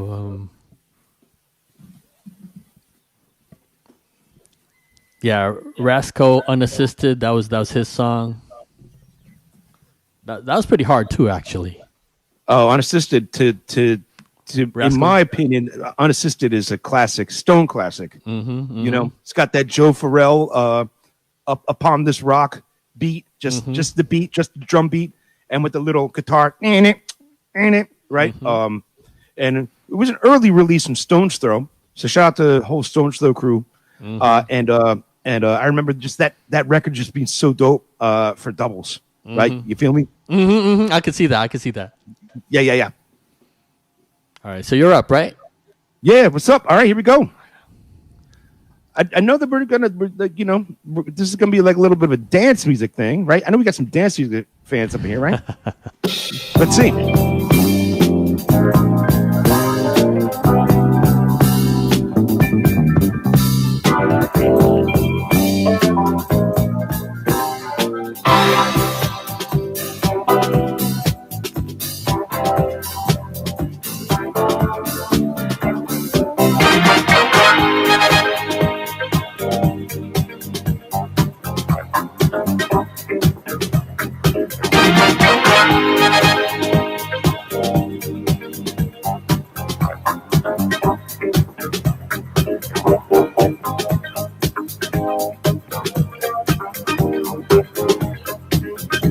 Any takers?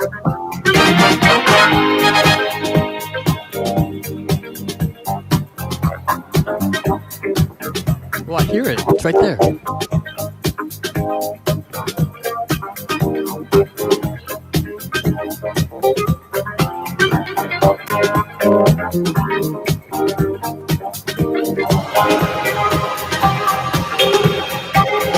All right, we're gonna give it to Kevin Ims. Imes? Kevin Imes? Yeah. All right. Okay, so Soho is also known as Earth People, right? So it could be Soho or Earth People, right? They're both the project of Pal Joey. Pal Joey is a New York producer who produced a lot of incredible, amazing both dance music joints and also hip hop joints, right? You know what I'm saying? So the Soho, same hot music, right? It was also by Soho. Hot music is also by Soho, right? You know what I'm saying? And it's the cool thing about this. This song is Carl Bean. I Was Born This Way, right? But the whole thing about it is that like it's the instrumental, and so like you got a guy like Pal Joey who's able to kind of hear just these little samples that are in the middle of everything.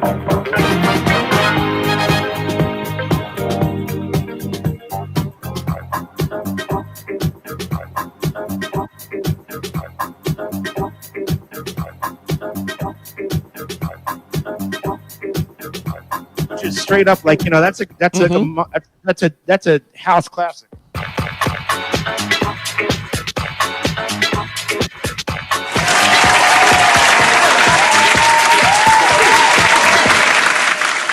Right on. Nice. Shout out for who got that? Kevin Imes? Yeah, Kevin Imes. Yeah. Shout out to you. Good ear on that one. Yeah. Pal Joey is incredible. I mean, like the stuff that he was able to do, and this is also when people were making dance music on like SP12s, right? So it's like full on hardware, and it was like coming in with like hip hop production mentality and techniques.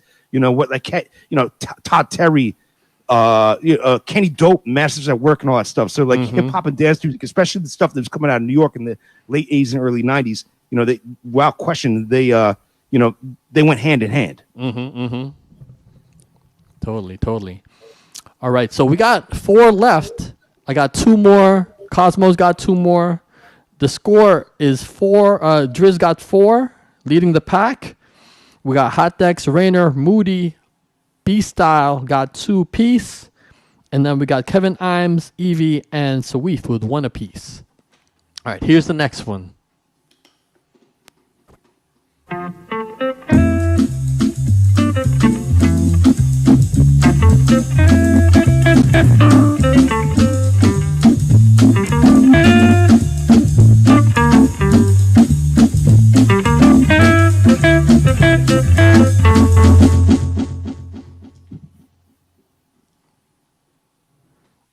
And High Grade has 0 still.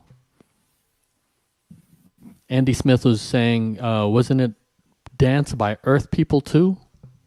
Not familiar with that one. It came out on records, some records as Soho, and came out on some records as Earth People. I'd mentioned that when we said that to the thing. So, yeah. Oh, okay. DJ Seek 10 got it. Was that it? That's a good sample. Yeah. I didn't realize that's what it was. Nice. Diggable Planets. It's good to be here. You're on the board, DJ Seek 10. Good one.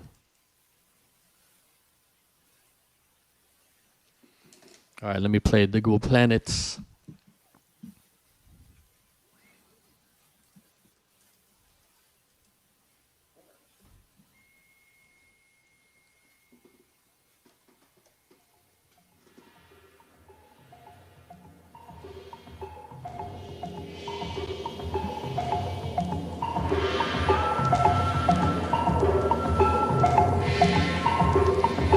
I love how this starts off too. Yeah, that's what the Herbie Hancock ARC sample. Oh, okay. Yeah, it's from Rain Dance, I think. Such a classic album. Classic album. Both albums, as a matter of fact, I think really aged considerably well. Yeah. Tell him scoop the beats in the flying saucer kit. Meet me at the port with the nickel bags and shit. Told my pops I'm out, earthbound with the crew. He said, butterfly, made the boogie be with you.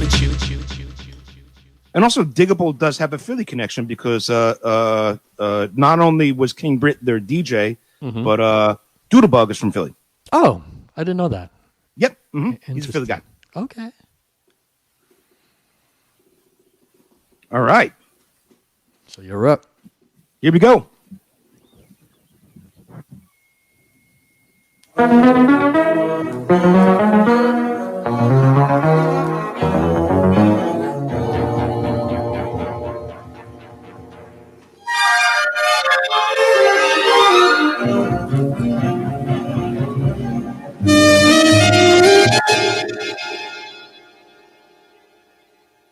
Everyone's saying Dilla.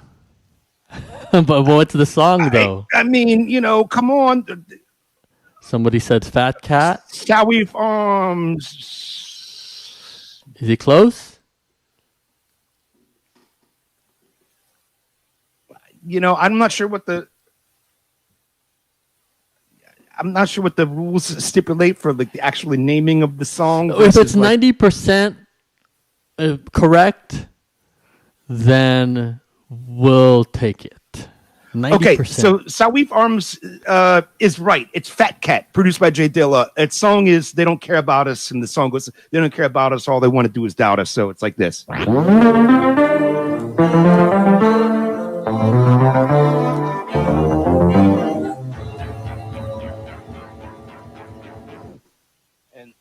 you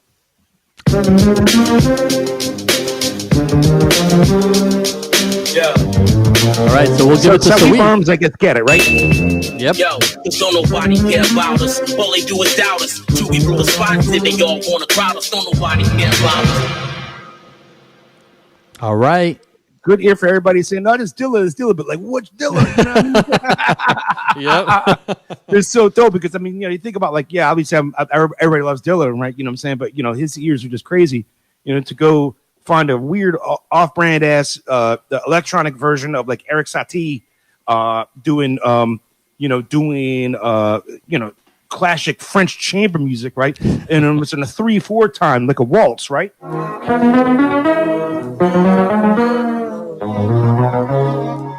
But it slowed down to its. You know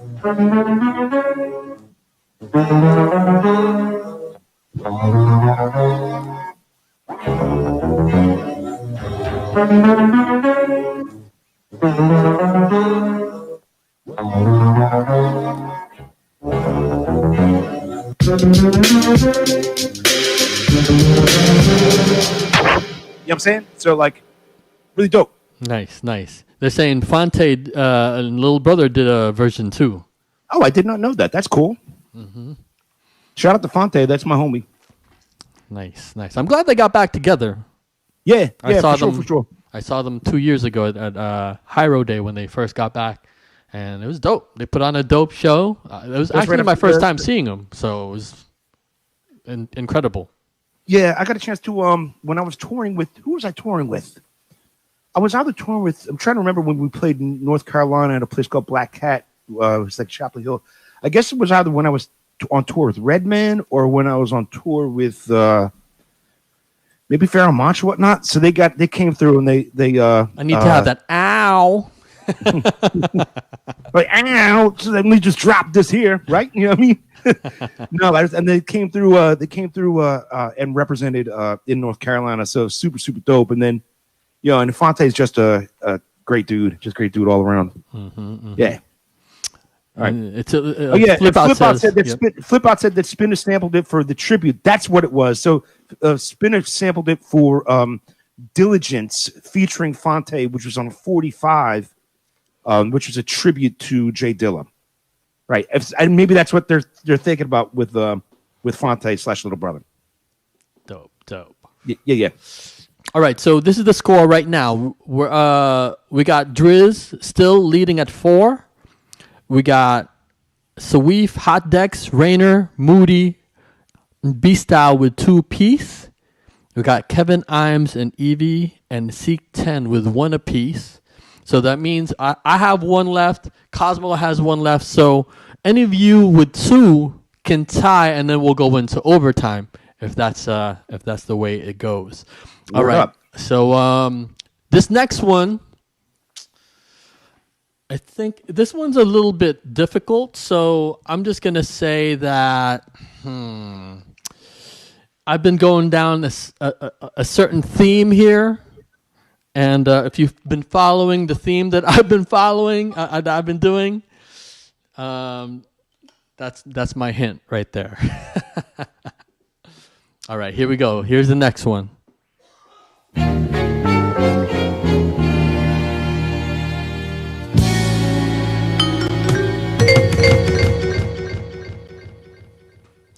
Ooh. It's that little piece right there. Giving them tough ones. Yeah, well, this is the last one. I figure it has to be hard. I'll play it again. One more time for you guys. Ready? Here's the sample.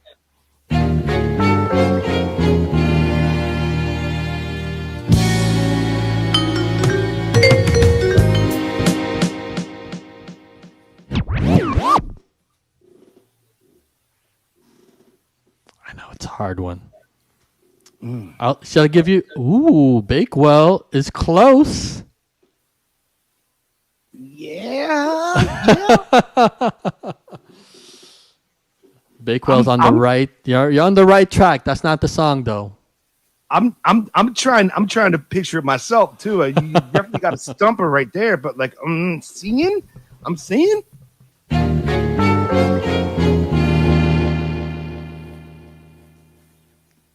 Woo.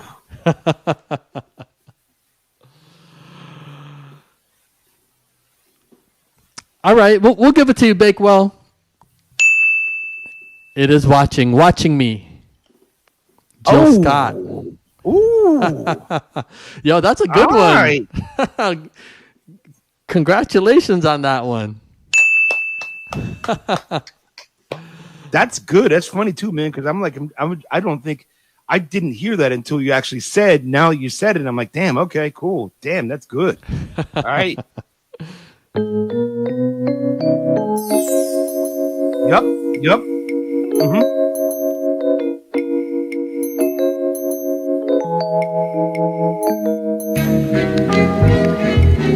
There it is. Very dope. Very dope.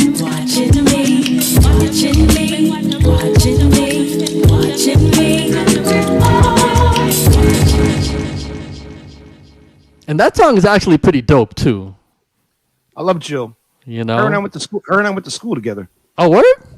Yeah, we went to grade school together. She was a year older than me, I think. Yeah, but I've known her since grade school. Nice, yeah. Nice. Yeah. So had she been singing all throughout, like as long as you've known her? I mean, like at least through like high school, you know what I'm saying? You really to think about it like that. But that's the cool thing about Philly is that like you kind of grow up with people and you know people. You know what I'm saying? You know them from school. I went to school with DJ Drama. I went to school with Santi Gold. Oh, wow. You know what I'm saying? Like, wow. You just, it's like, it's like a Philly thing. You just know people, right? You grow up with people. So nice. It's like, yeah. Dope. Jilly from Philly. Yeah, man. Shout out to Jill, man. Killed it. Yeah, the last time I actually saw her perform, she blew me. I'd seen her before, but like, dang, she really blew me away this time. I think like she's combined her acting chops with her show that is just like incredible. No, you're looking at looking at like top tier artists, apex artists, right? You know what I'm saying? Type of thing. People will be, she will be performing and entertaining people for, another 40 years. You know what I'm saying? Yeah. It's like that type of performer. Yeah. So like, yeah, word up. Mm-hmm. All right, so you're up next. Okay. This is the last one, everybody. Last one. All right. This one is let's see if people can kind of get this one. This one is a little tricky, right? All right, let's see. And it might not be what you think it is. All right, so let's.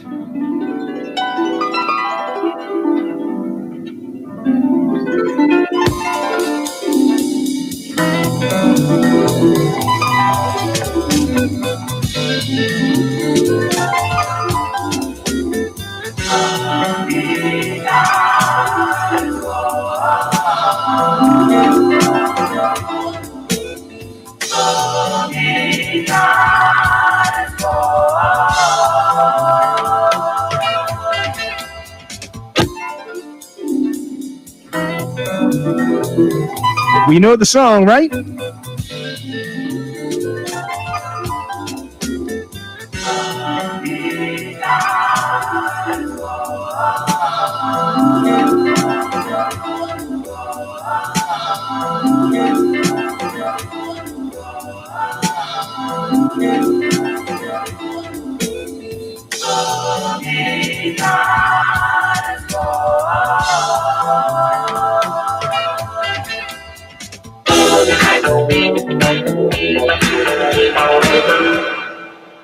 I don't think Should we I have run any it from the top? takers. Nobody's got it yet. I mean, unless I don't think it's anything off of I don't think it's Bandana, and it's not that common one. But let's try again.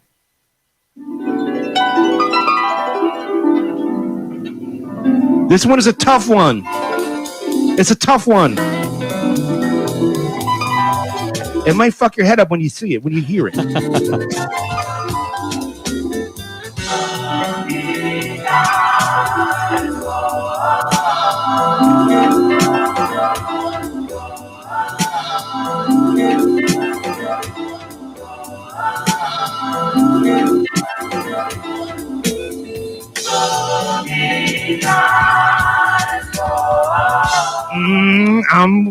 I'm saying. Can we get it?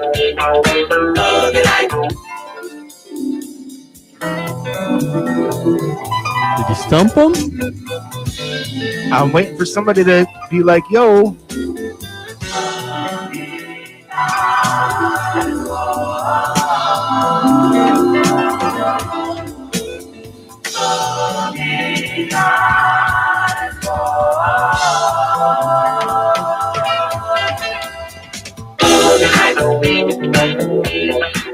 I think you stumped him.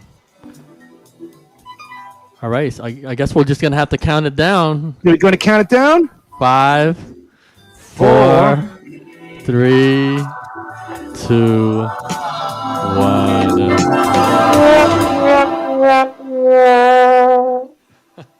Man, all right. So, yo, that was a valiant effort by a lot of people out there. A really, really, really, really dope effort. And I guess it was a stumper, right? Yeah. I guess we all know the song. We all know the song. Ain't no doubt we are here to party. We all know the song, right? But, and I know that somebody was really, really close with it, right?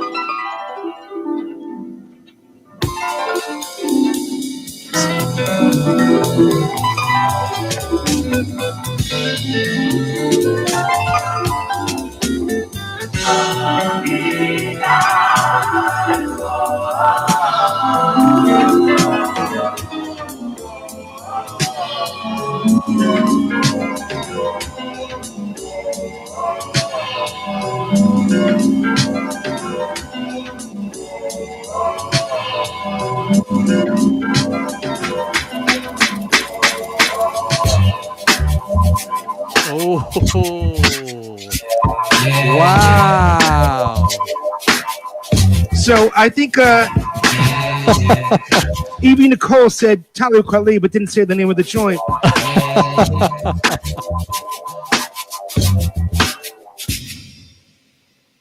So yeah. But isn't the name Kweli? It's Talib Kweli, and the name of the song is The Blast. Oh, okay. Technically, it's Reflection Eternal, which is, you know, Talib Kweli and DJ High Tech. Okay. The beat by Tone. You know what I'm saying? You have to, you know, Ren, you got to make the call on that. You got to make the call on that. But the name of the song is The Blast. She gets a half point.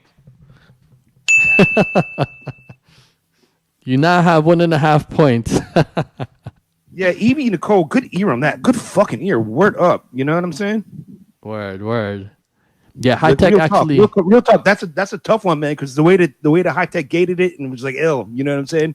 Especially like this is also pre-digital. This is pre-digital. Like I think that he was working off of I can't remember, but it wasn't working off of software. Basically, it sounds all like filtered and stuff. It's all filtered. You gated and filtered it out, so it's like I can't replicate it here on Serato. You know. But basically, I did the best I could do. And you're saying check the licks?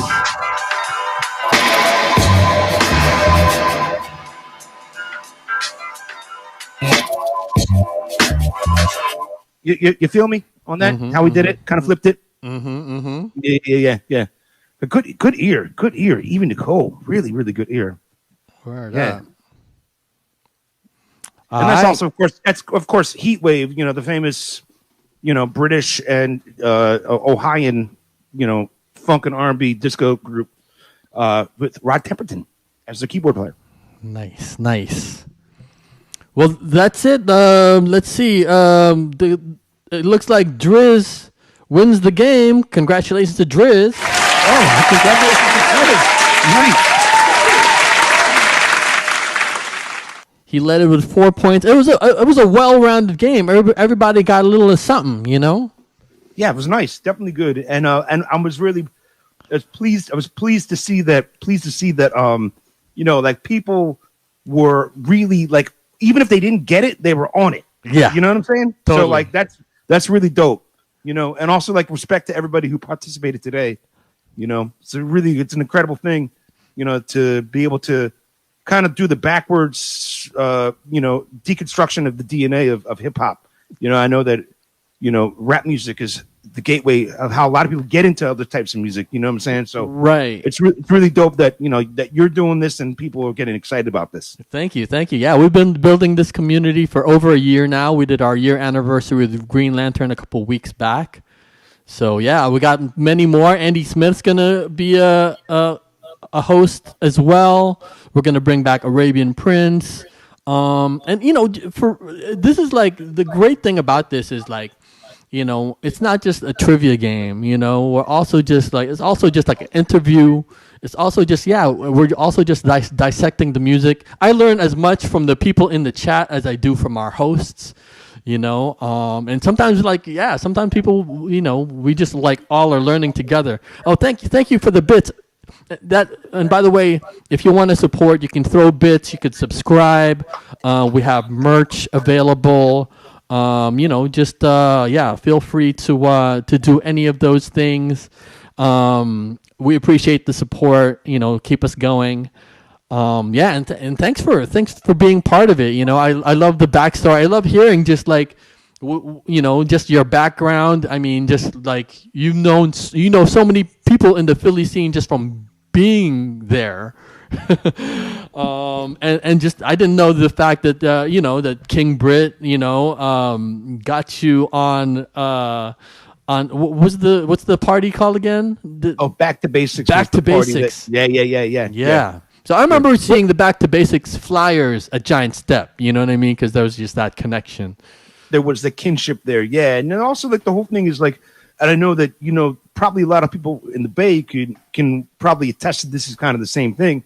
Philly is a big city. Philly's the 5th largest city in the United States. Like it's huge. There's millions of people here, right? Although a lot of people don't realize how big it is, right? But like as a lot to like how it feels when I'm in the Bay, right? It's like a really big small town, right? You know what I'm saying? Everybody kind of knows everybody, right? You know what I'm saying? So it kind of has that that intimate feel to it. But nevertheless, it's just as great, and especially thank you for having me on today because especially over the course of the past year, when we've all kind of had to slow down and find new ways to stay connected. I feel it's incredible in the sense and in a blessing in a sense that been able to connect and build like my own personal community, and all of us now kind of know each other. And we built this. We've built this thing. We've been doing this from the ground up, out of necessity, but also based in love. You know what I'm saying? Absolutely. So it's super dope. And to everybody that consistently checks in on the streams and all that stuff. I stream every Monday, 7 to 9, except for the first Monday of the month. Rich and I do a 4-hour thing. Dope. But we're not doing it tomorrow. We're doing it next week. Okay. So that'll be on Rich Medina Music. But then like Mondays and Fridays, on Twitch TV/Cosmo Baker, you can give me a follow. Yeah, here. follow Cosmo Baker, please. Holla.